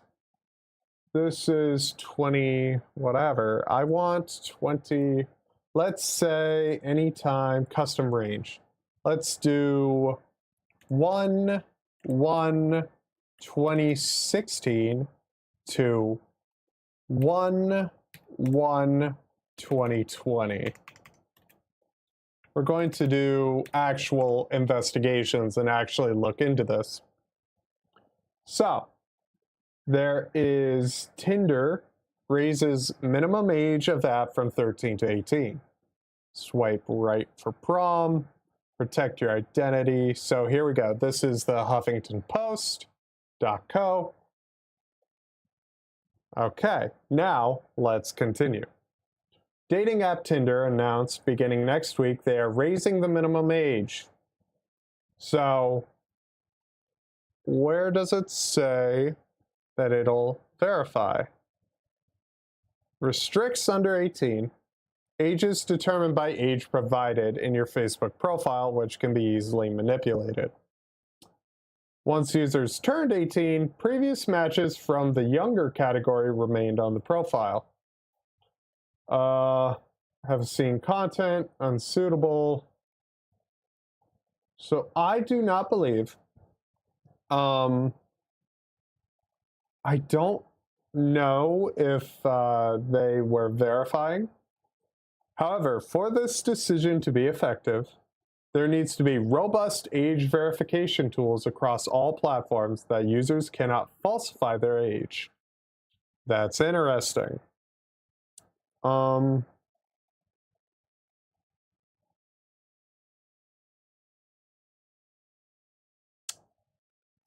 Okay, so they restricted those under the age of 18 in 2016. Now, I'm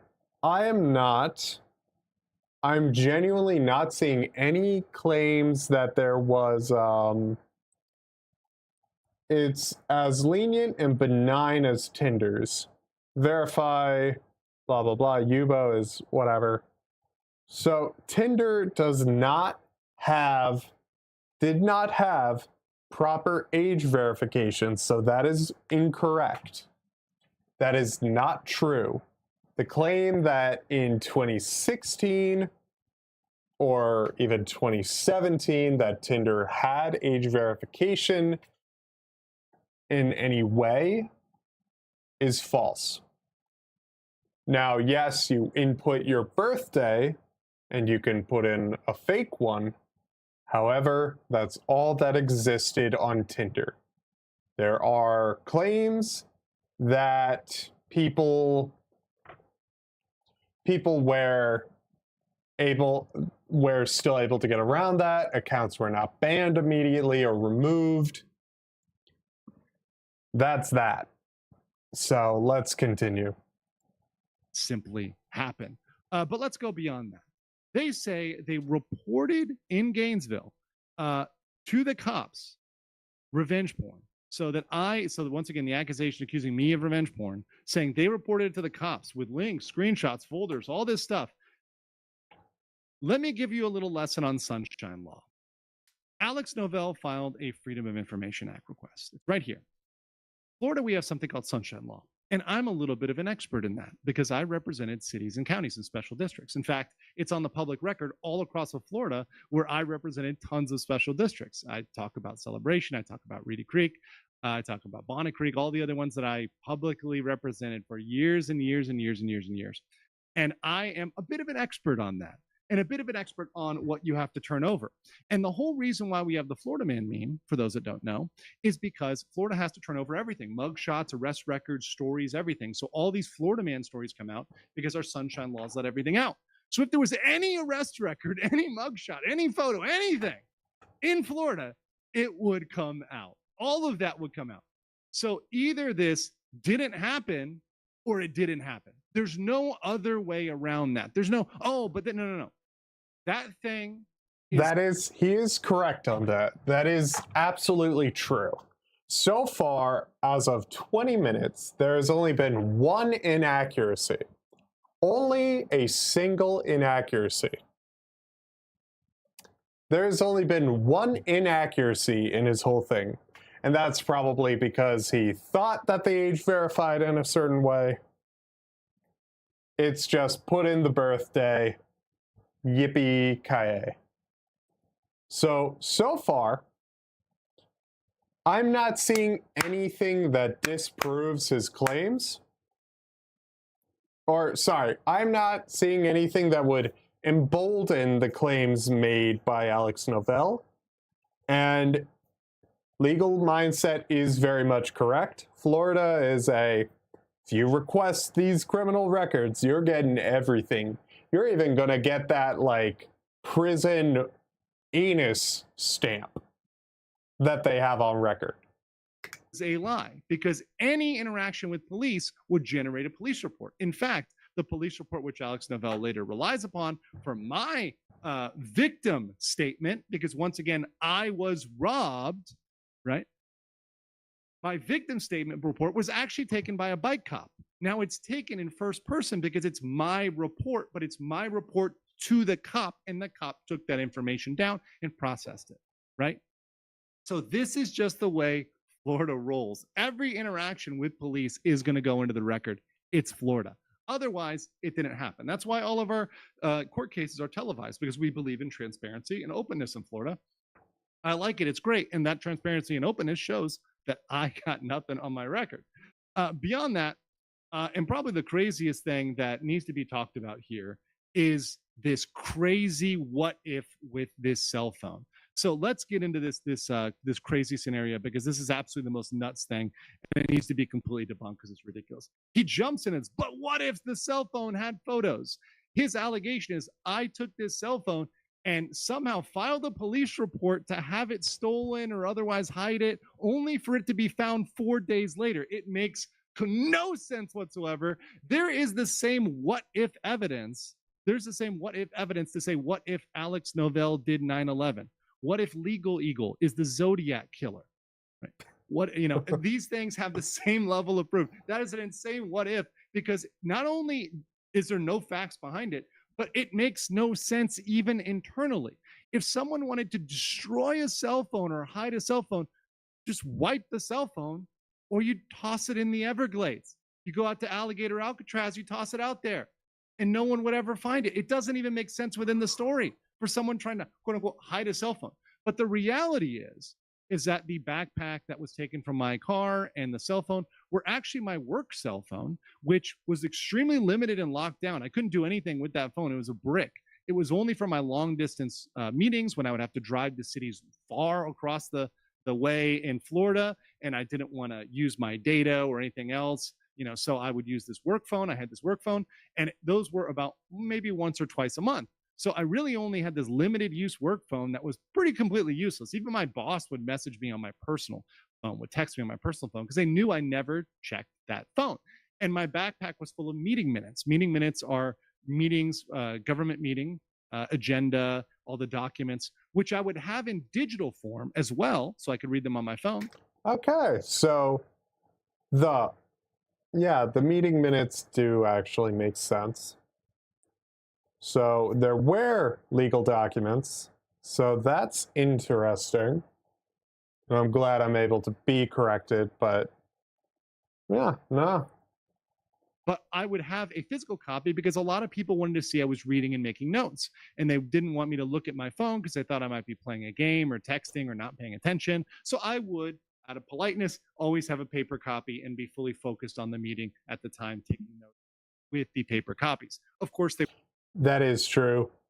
Even in meetings at work, I have my phone face down in front of me, and I have like a little piece of paper. Sometimes, to be funny, I like to grab a crayon and just be like taking notes. weren't necessary as we had backups. So what happened was, in reality, my car was broken into. I noticed my sun pass was gone, so I reported that and some other minor stuff that was taken. And I didn't even notice the backpack was gone because, frankly, I didn't care. These meetings didn't happen very often, and I really didn't care about that work phone or the useless paperwork. It was only when it was found 4 days later that I'm like, oh yeah, okay, yeah, that okay, that got taken. That's fine.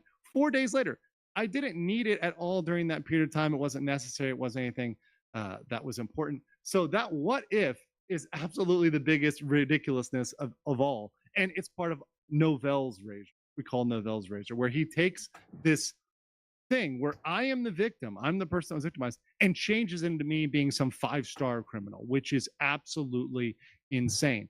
And it's insane because, well, there's no proof.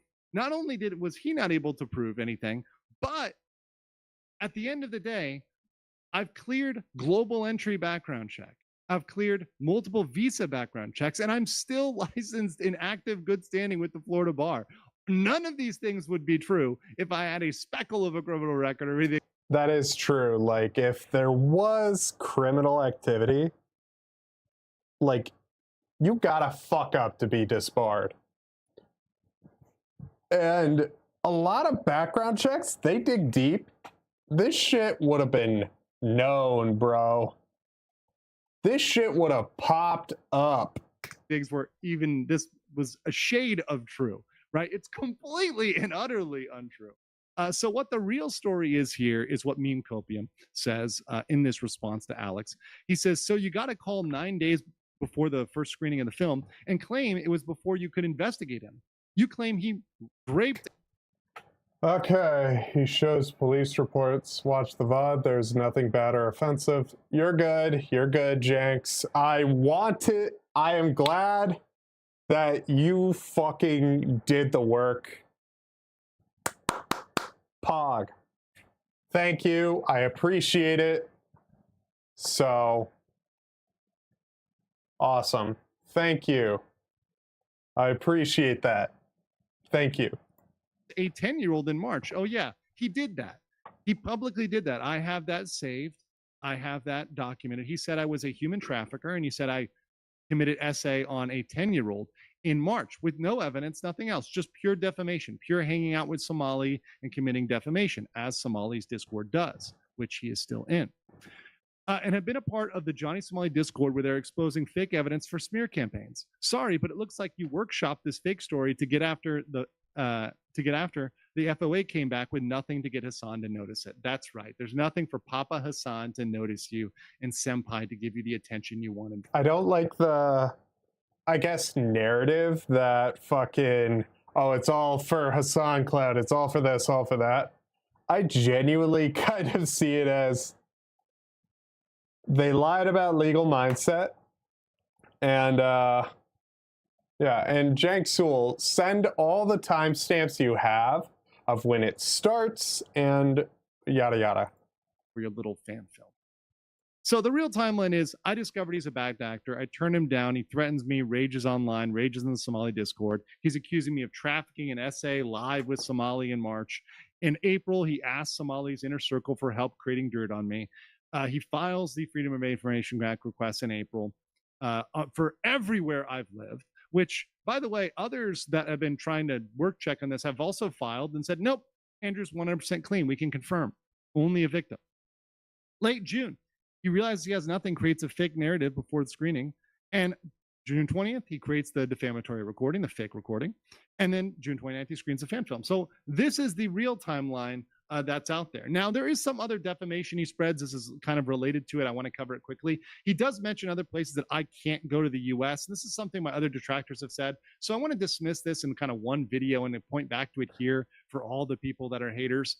I go to the US often. Here's me at the wedding of Legal Bites with a ton of other big creators that can all confirm I was there. Ian Runkle's already posted under it. Uncivil's posted. Hey, we all saw Andrew. He's real. We know he comes to the US. He's not banned from the US. And this is ridiculous narrative that people try to say, oh, I'm some criminal on the run. I come back to the US every single year. I have global entry. I'm in good standing with the bar. Absolutely ridiculous. And here's my 2024 flight. 2024 flight. Here's my stream. So I returned to the Philippines. At that point, I was trying out the Philippines. I was living there in June of 2024. That's my flight. And here I stream from the Alfond Inn in Orlando. So all the A-logs out there can go look up the Alfond Inn and look what it looks like. But I'm streaming from there. I actually mentioned in this one about the Rakeda law case turning. I talk about being in Orlando, and right around this time, I'm also on several podcasts, which can be confirmed, that are in the US. So all of these facts together show, hey, look, I've been in the US recently. I've been in the US in 2021, 22, 23, 24. All of these months, I've got nothing to hide. And beyond that, guys, as we're going to end here, the coverage is not going to stop.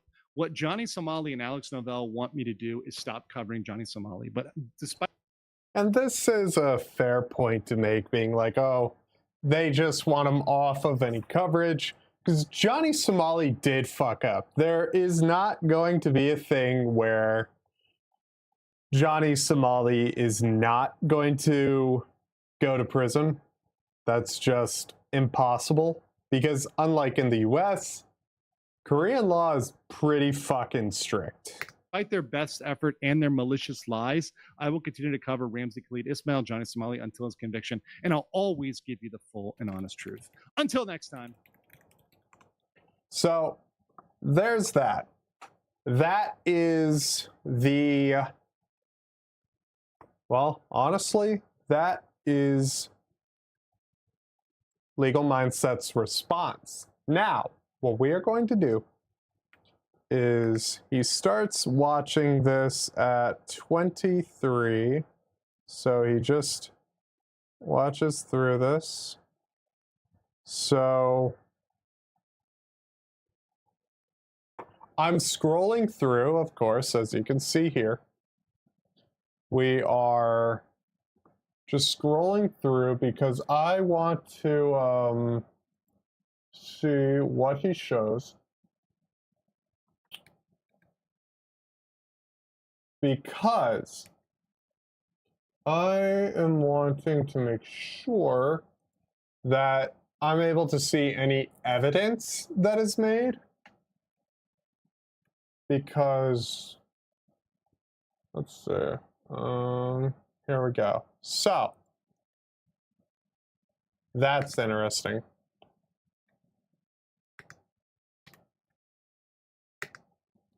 And like, show the DMs, bro. I also want the DM shown. Yeah, like, I do not believe that Legal Mindset is guilty of any of this. I don't believe it. But it is an objective fact that he was incorrect about the Tinder stuff. Now, involving the threat. The threat, I want to make sure I'm able to see, and apparently he shows some of the stuff. Now, I understand. Slug, why are you not showing the whole video? That's interesting. Why? Why am I not showing the whole VOD? For one, I just want the pure objective facts proving the threat and the claims that were made, such as disproving anything involving the Somali Discord connection and everything of that sort. So 53 minutes. He shows the DMs. Thank you, chat. Before that was when I recorded the call with the victim. I'd been in touch. We had been in touch, bro. There we go. DMs here. So I'm a documentary filmmaker, gonna be in Korea next week, shooting documentary, get an interview with you. I'm not in Korea, rarely give interviews.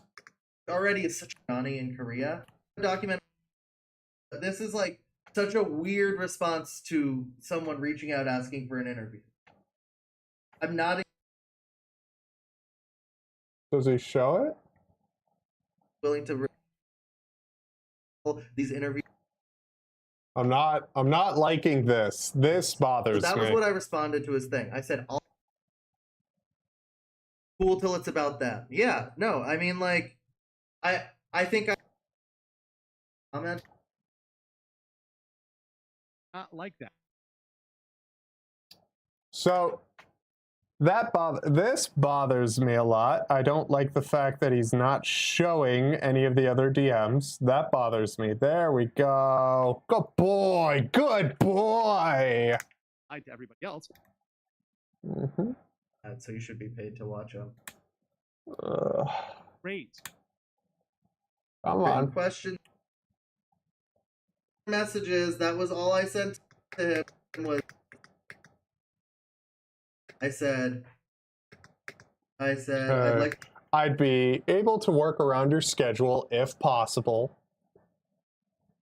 These interviews supposed to feel conversational. Having your expert legal side of this is super important to the story. Also, I've been on the forefront of covering this, so I'd be doing a disservice to the film if I didn't include your breakdown and only have interviews of Johnny Hank and his whole crew. I'm also going to link up with Ice beside it to get his whole take on this situation. Def be down to send you written questions if you can send a video response, like if you could just set up the camera you use to shoot your videos. Be able to work around your schedule. Fuck. Is this threat chat? No other messages. That was all I said. Fuck. Chat. Is this a threat? Or is this just a request for comment? Is this threat chat? No other messages. That was all I sent to him. We're gonna have to do slow-mo playback, baby. Okay. So far, the immediate response is not, bad. So the threat thing kind of bugs me. Now, I have to see if it is a threat. Andrew, I'm going to cover your history quite frankly in this film. I urge you one last time to make comment on some of the questions I have for you. Otherwise, I will be showing our DM conversation in the film to illustrate your ambivalence to answering any questions. I understand you have a demanding schedule, but I'm sure you could see how this could be important enough to squeeze in 30 minutes to chat. You were live for over 2 hours yesterday. Come on. Come on, baby. Beep, beep, beep.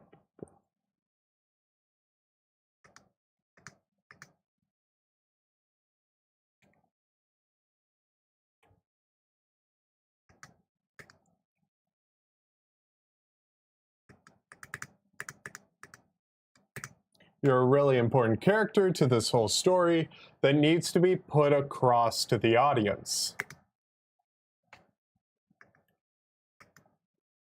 Okay, come on. Come on, baby. Get in focus! Come on, come on, come on. I'm not liking this. Come on, come on. There we go. Come on.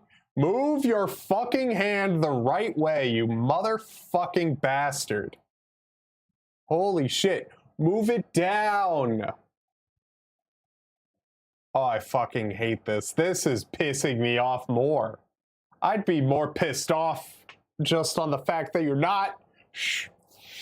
Oh, you fucker. Let's see. We are gonna spam the button. Spam, spam the button. Spam the button. Spam, spam the button. Holy shit, motherfucker. Fuck, fuck, fuck, fuck. Fuck!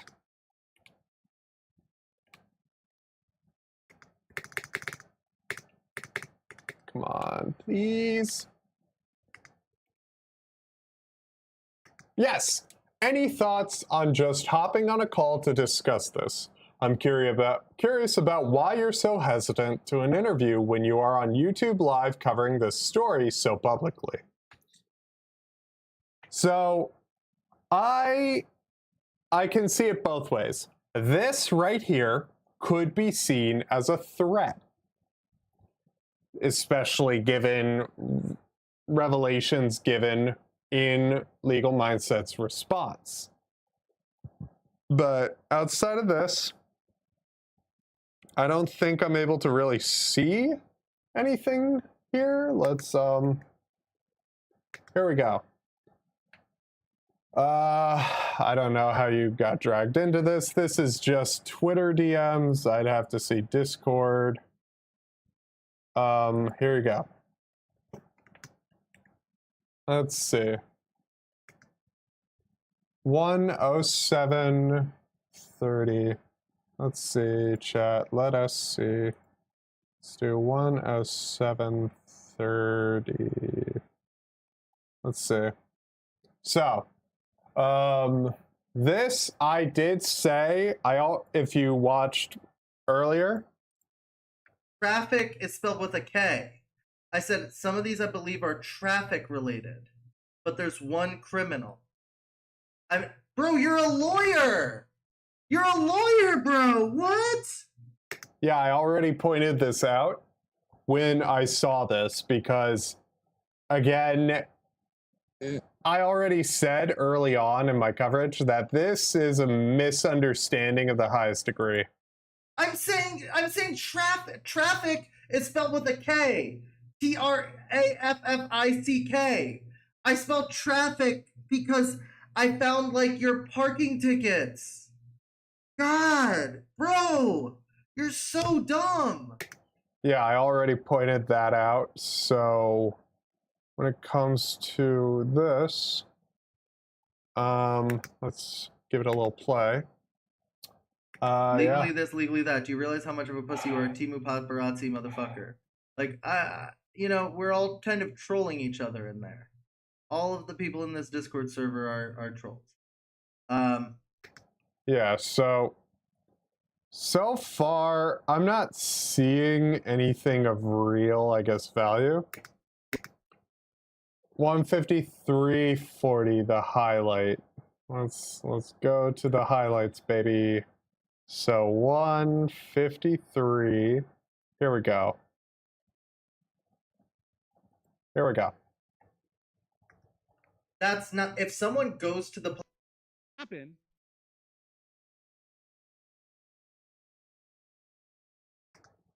See. So 153. Let's see. Yeah, I can't show this, but there is a police report. Okay. That's good. That's good. I mean, am I wrong?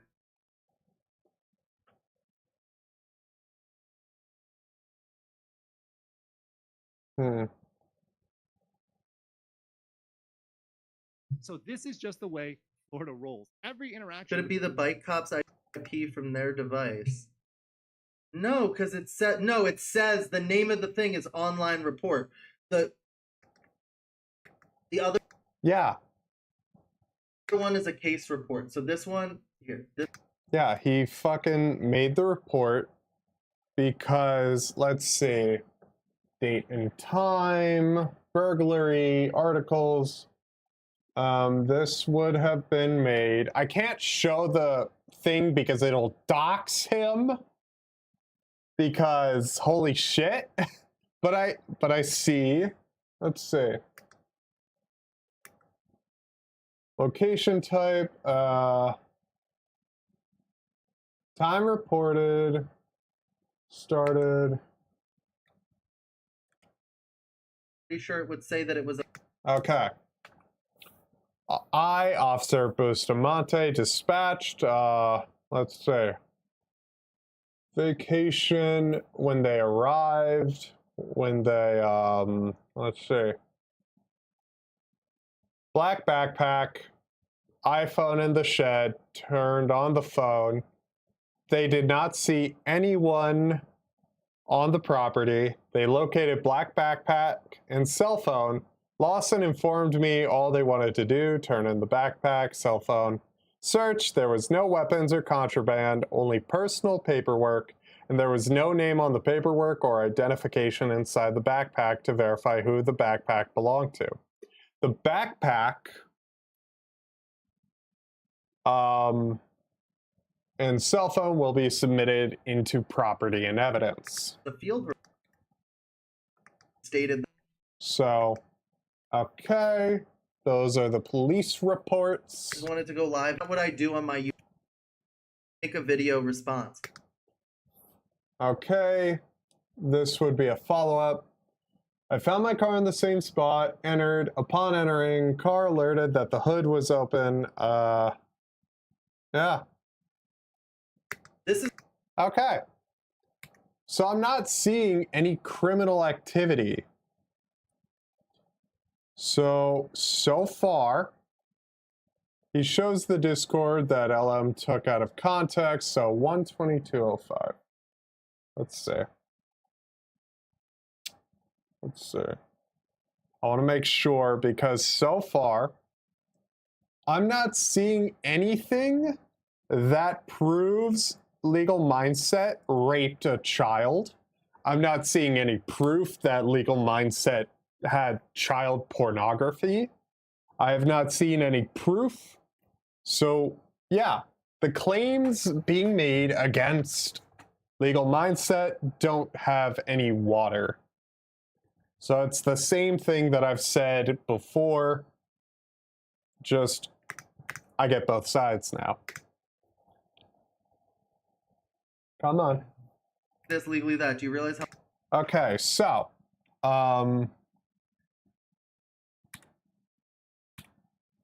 let's see.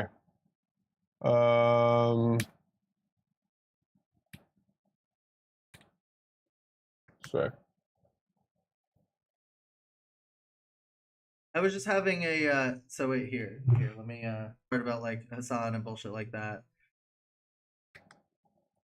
80%. I said 80% of my viewers are left. So far, I'm not seeing anything Hassan that's. fans, you guys are scum to me. I'm just trolling them. I'm not seeing anything so far that really proves Legally Mindset did anything. Legal Mindset. I don't see anything that proves it.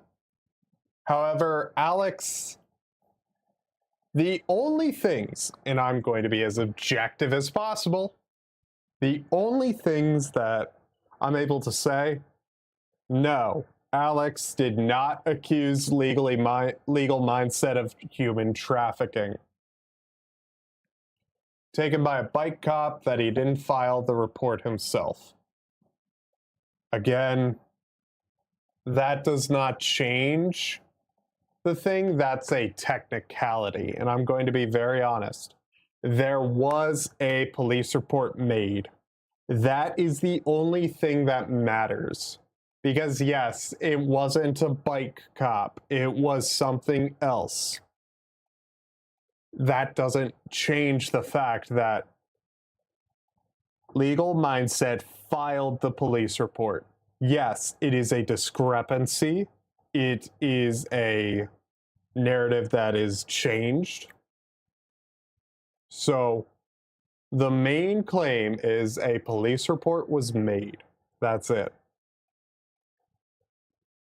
And that was confirmed by Alex Novell. So far, I'm not seeing anything that proves Legal Mindset is a child raping revenge pornographer. I'm not seeing any evidence that can hold up proving Legal Mindset as a pedophile. There's nothing so far. And as far as I'm able to see, there's nothing. All the two things that Legal Mindset fucked up on where the Tinder age verification claim, there was a restriction from anyone under 18 in 2016. There was no age verification process aside from put in the birth date. And as far as I can see, the police report was not made on a bike cop. I already verified the age verification thing, chat. I already covered that. Watch my stream, watch it back. I already covered that, okay? I already covered that. So, let's continue. I'm trolling them I'm also trolling. Let's see. so hard about like Hassan and bullshit like that. Okay, let's see. The doc is officially registered. Yeah, I said the doc is officially registered copyright with the Library of Congress. I had to do that so Legal Mindset doesn't copyright strike it. So if you upload it somewhere else, I'm liable to get all of your actual info. I wouldn't put myself at risk like that if I were you. Could open yourself up to getting doxxed or something. IDK. Okay. And that is true. The It's original. clearly like shtick. So, yeah, maybe the doxing threats did get taken out of context. So, yeah. Legal Mindset got some stuff wrong. However, I don't care about the minute details. Here's why. The allegation is of pedophilia, being a child rapist. That's the only allegation I give a shit about. I don't care about Alex Novell threatening to dox someone. And I said it 90% of the time, nothing happens.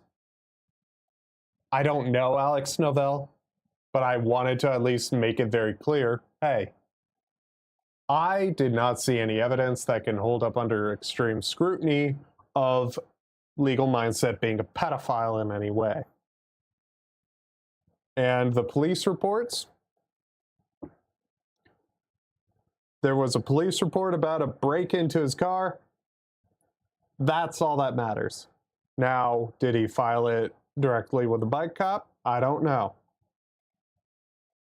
But a report was made. At that point, yeah. That was wrong, edited. Let me find the timestamp. I'm going to say this. The phone call is not admissible in my eyes. Because, and I'm going to say this very fucking clearly. I'm going to say this extremely fucking clearly. Allegations are just fucking words if there is no evidence behind them. I do not care that there was a phone call with someone. That proves nothing. A phone call with a person does not prove anything. A phone call with a person does not prove any claim of Legal Mindset being a child-raping pedophile. Okay? There is no fucking evidence. So, I do not care. There is no evidence because there's no proof of Tinder communication. There's no proof of actual any grooming. If there are text messages, Alex Novell better fucking show them. Because it's the same thing as when I reported Jenk Sewell. I don't care about the call. 2 hours, 13 minutes, 50. Let's see. 2 hours, 13 minutes, 50 seconds. Okay, it's just words. I'm not gonna like this. I'm not gonna like the just words.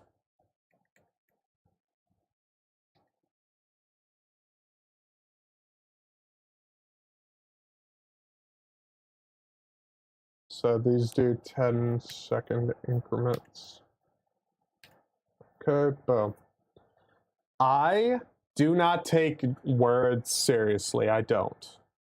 Because That phone call, I'm treating it on the same level as this.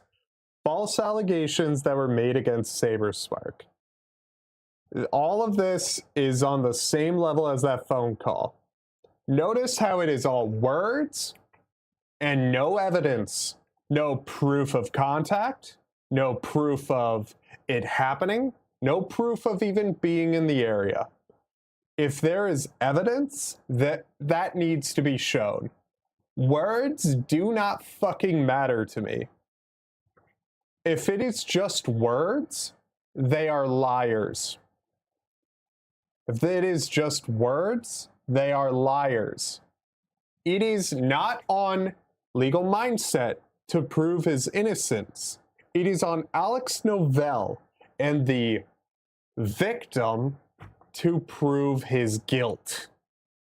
When you are making allegations of this level, it is your job to prove they're guilty. Your job to verify the claims. Your job to do it right. It's not Legal Mindset's job to prove he's innocent. It is your job to fucking prove he's guilty. That is how things work in the real world, and that is how I operate. I do not care if people think that words make enough for evidence. They don't. And if people don't like it, leave. In April. I'll do the push-ups in a for minute. everywhere I've lived, which, by the way, others that have been trying to work check on this have also filed and said, nope, Andrew's 100% clean. We can confirm. Only a victim. Late June, he realizes he has nothing, creates a fake narrative before the screening. And June 20th, he creates the defamatory recording, the fake. So again, like, I think this was my. I should have. I should. He's right that I should not have had that mistake on the date. I just shouldn't have put the date at all. But if you could get him arrested, it wouldn't be drama farming.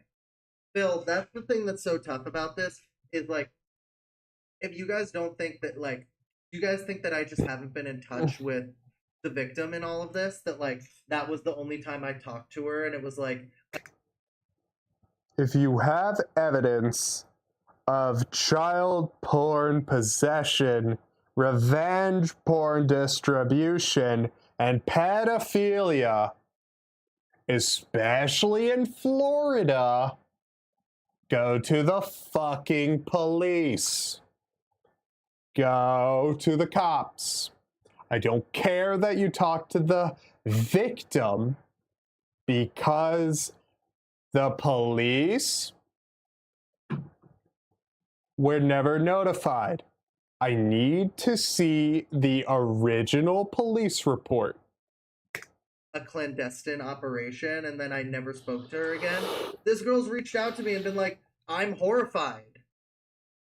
The date didn't look good. I don't think it's as bad as I really don't think it's that bad. I think, like, ultimately I probably shouldn't have put the date of the call at all. I don't think it has any bearing on anything. It does. So I'm not seeing any evidence of pedophilia. It's this guy's fucking job to prove it. Victims are liars. It's a horrible thing to say, but you don't know why LM Father was who LM Father was. They can't be touched. I'm going to say this.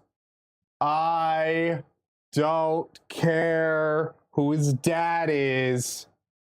You need better proof. Florida loves killing pedophiles. If you have proof, they'll rightfully kill a pedophile. I am so tired of seeing this. I'm not seeing any fucking evidence. It's words. Words. Blah, blah, blah, blah, blah, blah, blah, blah, blah. Without evidence, anyone who claims to be a victim is a liar. Flat out. I don't care. It is an awful reality, but that's just how it is. It does not matter what you have. What matters is what you can prove. That's sparking a huge conspiracy. Watching. Jarring, you can say whatever. But so far, I'm not seeing fucking proof of fucking legal mindset being a criminal. I'm not seeing proof. It's all been words. This victim has not proven anything. You can contact Alex to show you. No, I shouldn't have to. Okay. I should not have to contact Alex for him to show everything. He should have shown everything when he came out with these allegations on behalf of this victim. It is not my job to basically tell Alex, hey, you're not showing anything that holds weight. It should not be my job. It is Alex's job to post the proof, post the claimed police report, because at this point, he's willing to dox legal mindset on his kick stream. That's an objective fact. That's just how it is. Doxing the victim does not do anything, even if it's all public record, so it's not doxing. It sucks to hear. But I am not seeing real evidence of these claims. But let's continue. It's just facts over dates. No, it's just that, like, let me explain why the date was even there in the first place. Is that this? Film yourself on It's called a motion graphics template that I created, and it's the same one from the Mr. Bass documentary. I just like. Yeah, it's not doxing. Sure. The Let's fact just that pause that. So what is over here? What are you? So far, I've not seen anything of real value. It's not just with legal mindset, these mass rape allegations. Do you think the people making are trying to deviate attention from something bigger? No. Yeah. FBI in Thailand. This is such a reach.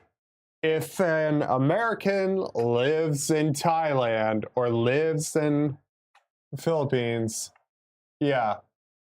He provides legal services in Thailand, yeah. Again, I am not going to show it because it shows an address.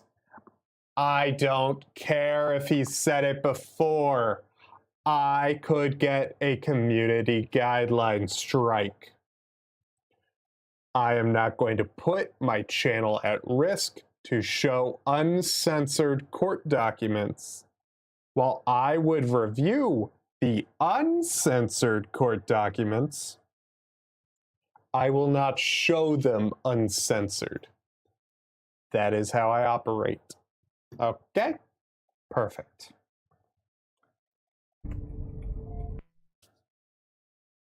So, again, I'm not seeing any evidence of, like, him being criminally involved. I'm not the best person to interview, fairly laid back. Okay. How did it turn out? I said it turned out pretty good. Okay, I don't care about, like, the doctor thing. Skipped parts. This was about the screening.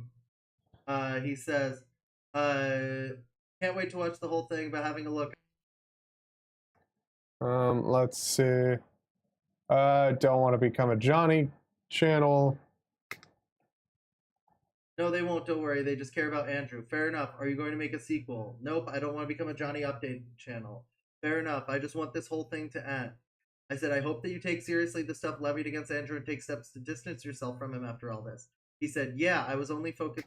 That's a shame. Put blinders in that sense because all journalists I've spoken to so far are definitely not going to put blinders towards those allegations. Aligning yourself with a pedophile, while credible, they're not credible allegations. It's just words. It's just words. Words, dude. It's all fucking words. It's not credible. Someone can go out of their way and say Alex Novell did X to X. Just on Johnny. I will just attend court, that's I it. said that's a shame that you So- put on blinders and Okay, let's continue on. any further.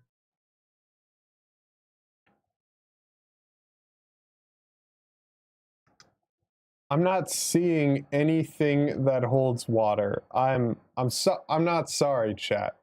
I am not seeing anything that holds weight because these are incredibly serious allegations.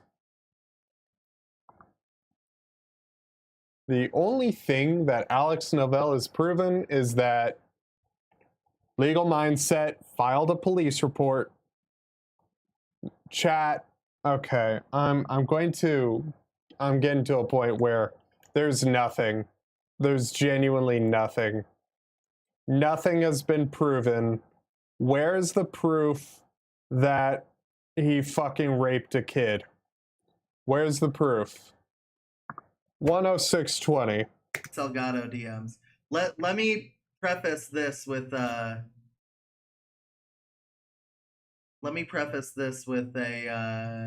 something for you guys. Gabe Salgado, this dude came to all the way from Korea to New York to watch the Johnny Somali doc screening. Okay, watch the documentary. I'm not seeing proof of criminality. And like asked me to link up with him afterwards, and I was like, yeah, sure, why not? We link up, we get a couple drinks. He takes out his phone and starts recording me, and he's like, "What do you think that you and Legal Mindset are similar because you both cover Johnny?" And like trying to like gotcha me. So like he's calling me a gotcha journalist, but he like sent his own gotcha boy out to America to try to gotcha me. Was back here asking. Holy shit. Look, man. There's nothing. You're not giving anything. There's nothing. Fucking nothing. I'm not. Unless I. Like. Fuck. Fuck. Fuck. Fuck. Fuck. Fuck. Fuck. Fuck. Fuck. Fuck. Fuck. Fuck. Fuck. Fuck. Fuckity. Fucky. Fuck. Fuck. Holy fuck, just fuck, dude. Fucking shit, mother. God fucking damn it. There's nothing. There's nothing. Fuck. God damn it. Oh my god.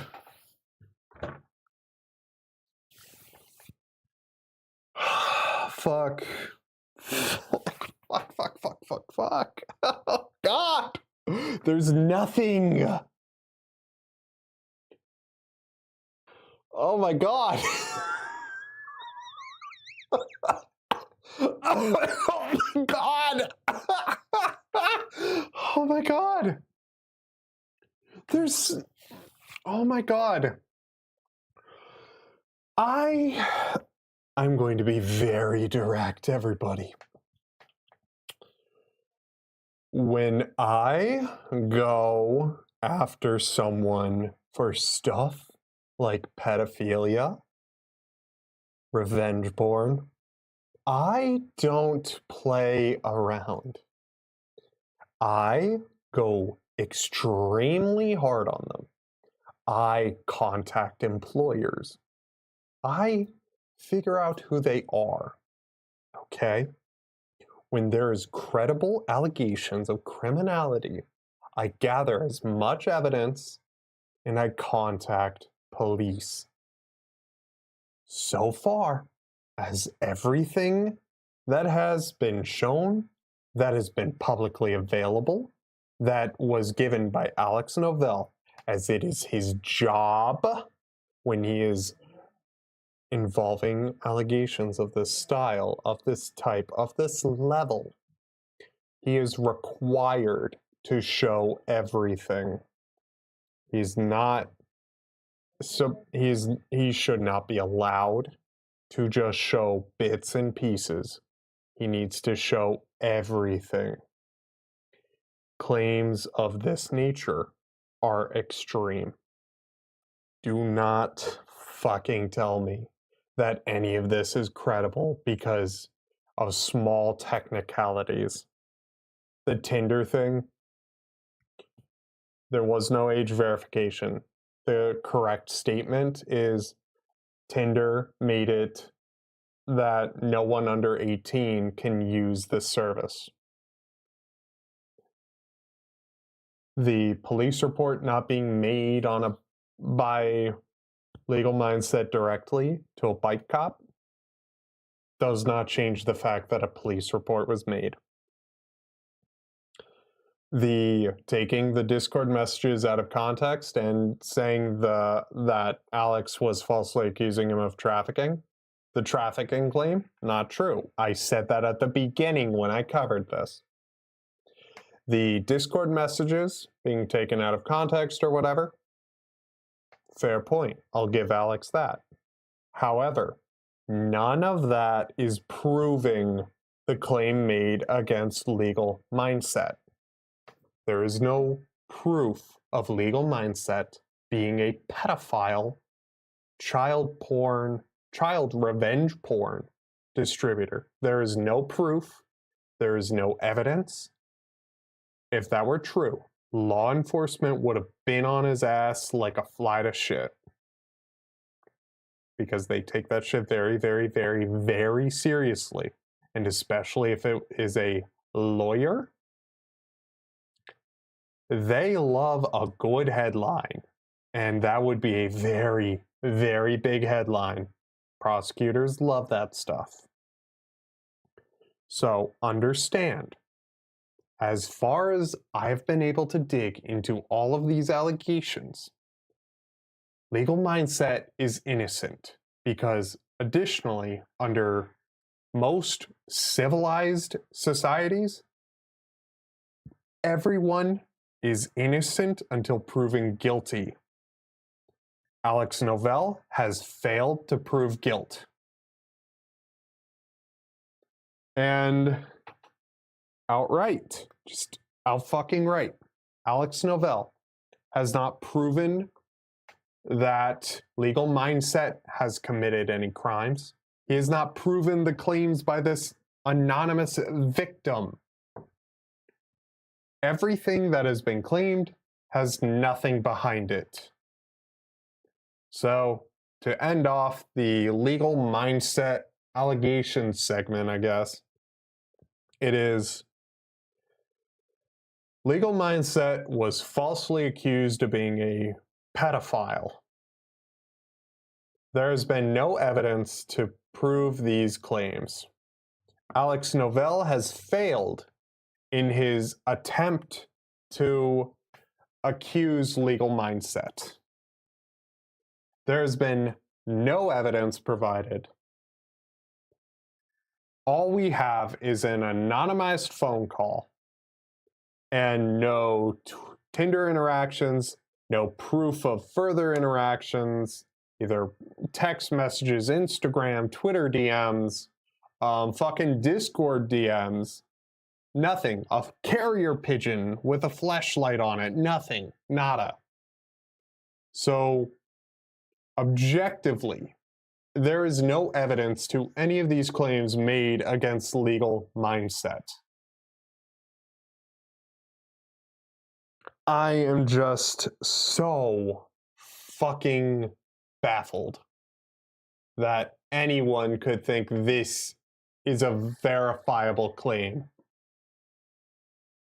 With things like this, with the level of incompetency, I can say now with my whole chest, I am an African American male with a 30-inch penis who fucks supermodels on the weekend as I eat Wagyu as I fuck them in the ass. That is the level of how believable these allegations are. Okay? I want to make it very clear. Alex Novell, the ball is in your court to publicly prove every allegation you have made against Legal Mindset.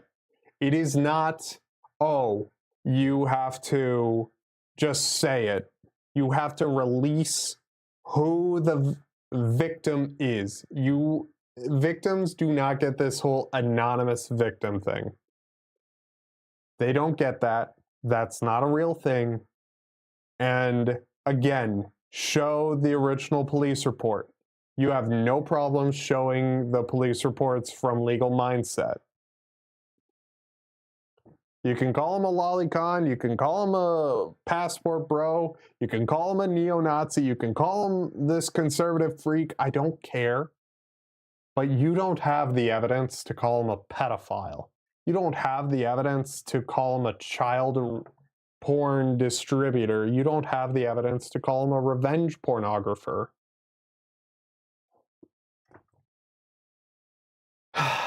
Yeah, that's pretty much it.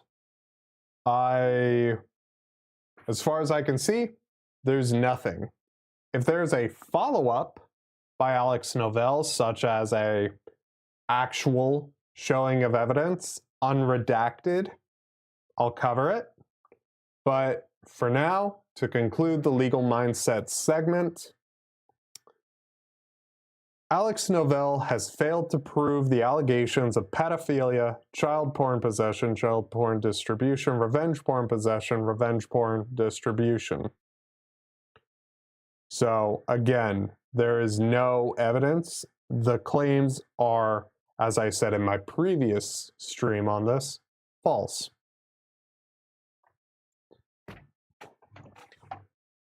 So now, to kind of lighten the mood, we always gotta lighten the mood, chat, because yippee.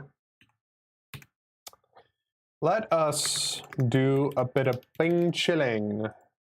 Let's chill for a little bit, chat. Let's chill. Let's big chill. We're gonna be big chilling. Yeah. Fuck, bro. That's just... Yeah.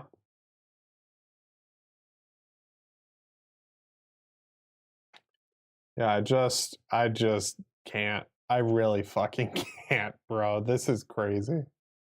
This is crazy fucking shit.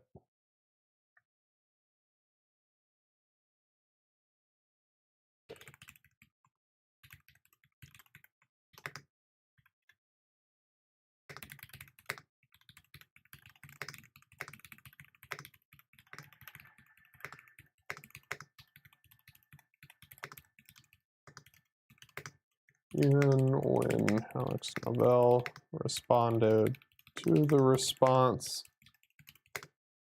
he had nothing to prove his claims. Fuck. I'm just at a loss for words. I'm really at a loss for fucking words. It's crazy. It's fucking crazy. Thank you. Avoid most of the drama tubers until shit is verified. Yeah, like, the reason why I take all of this super seriously, I'm a journalist. Now, even though I have my belief of Alex Novell as being a lying piece of shit, I can't fucking just have that change my view of it. Okay? I don't know much about it. Go take a break, get some water. Thank you for the $2. I greatly appreciate it. Yeah. Oh, fuck. Yeah, today's just a very interesting day. It's just an interesting day because yeah, that's pretty much it. But how's everyone else doing? I just, goddamn. This year just feels like the year of false allegations. Like, come on. It's fucking crazy. Oh boy. No, fuck.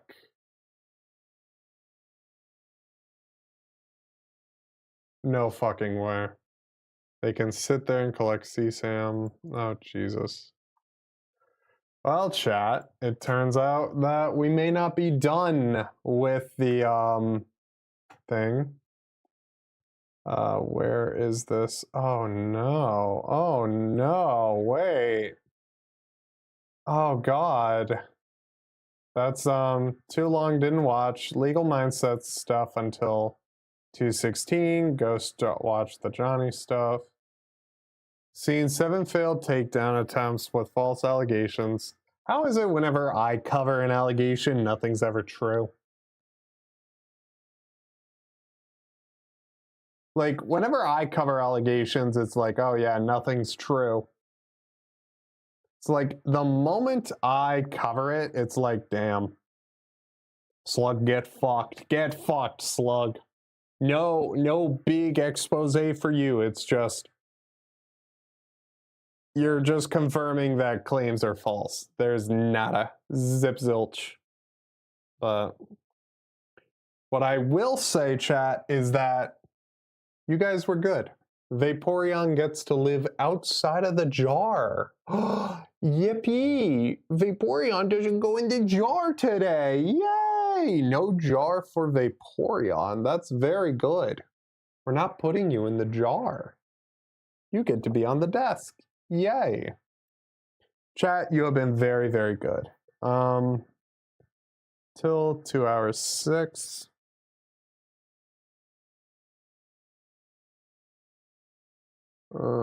Let's see.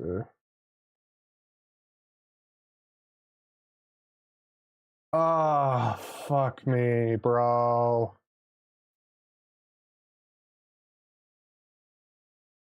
Oh, we have another 2 hours to go, chat. We have another 2 hours to go. Fuck me. Oh, fuck. I'm gonna hate my life. Did you know in terms of human Pokemon? Yeah, I do.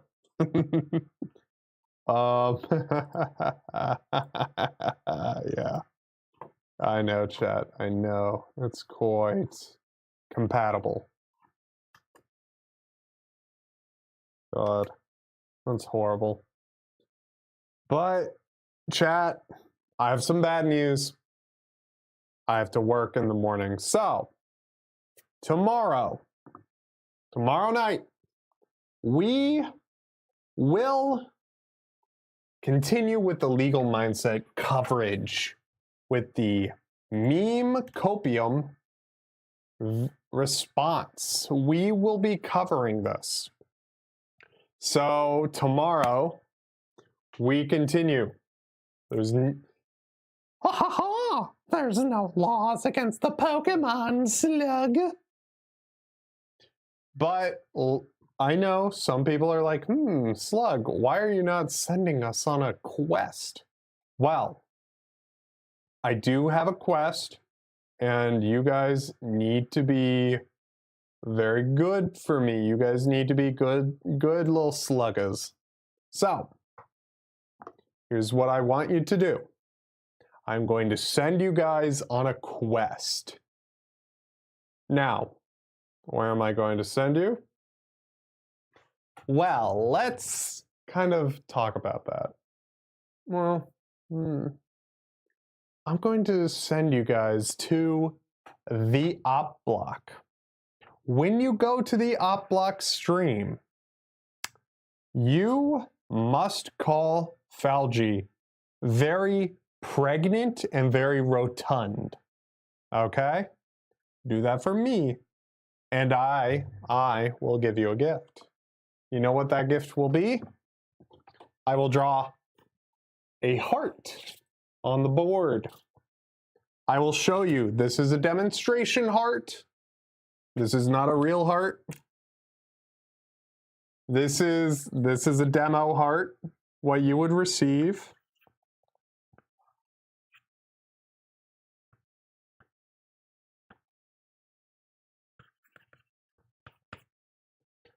You would receive a heart signed. But you gotta be good. You gotta do it. So, have a good night, and tell Falgi he's very pregnant and very rotund tonight. So,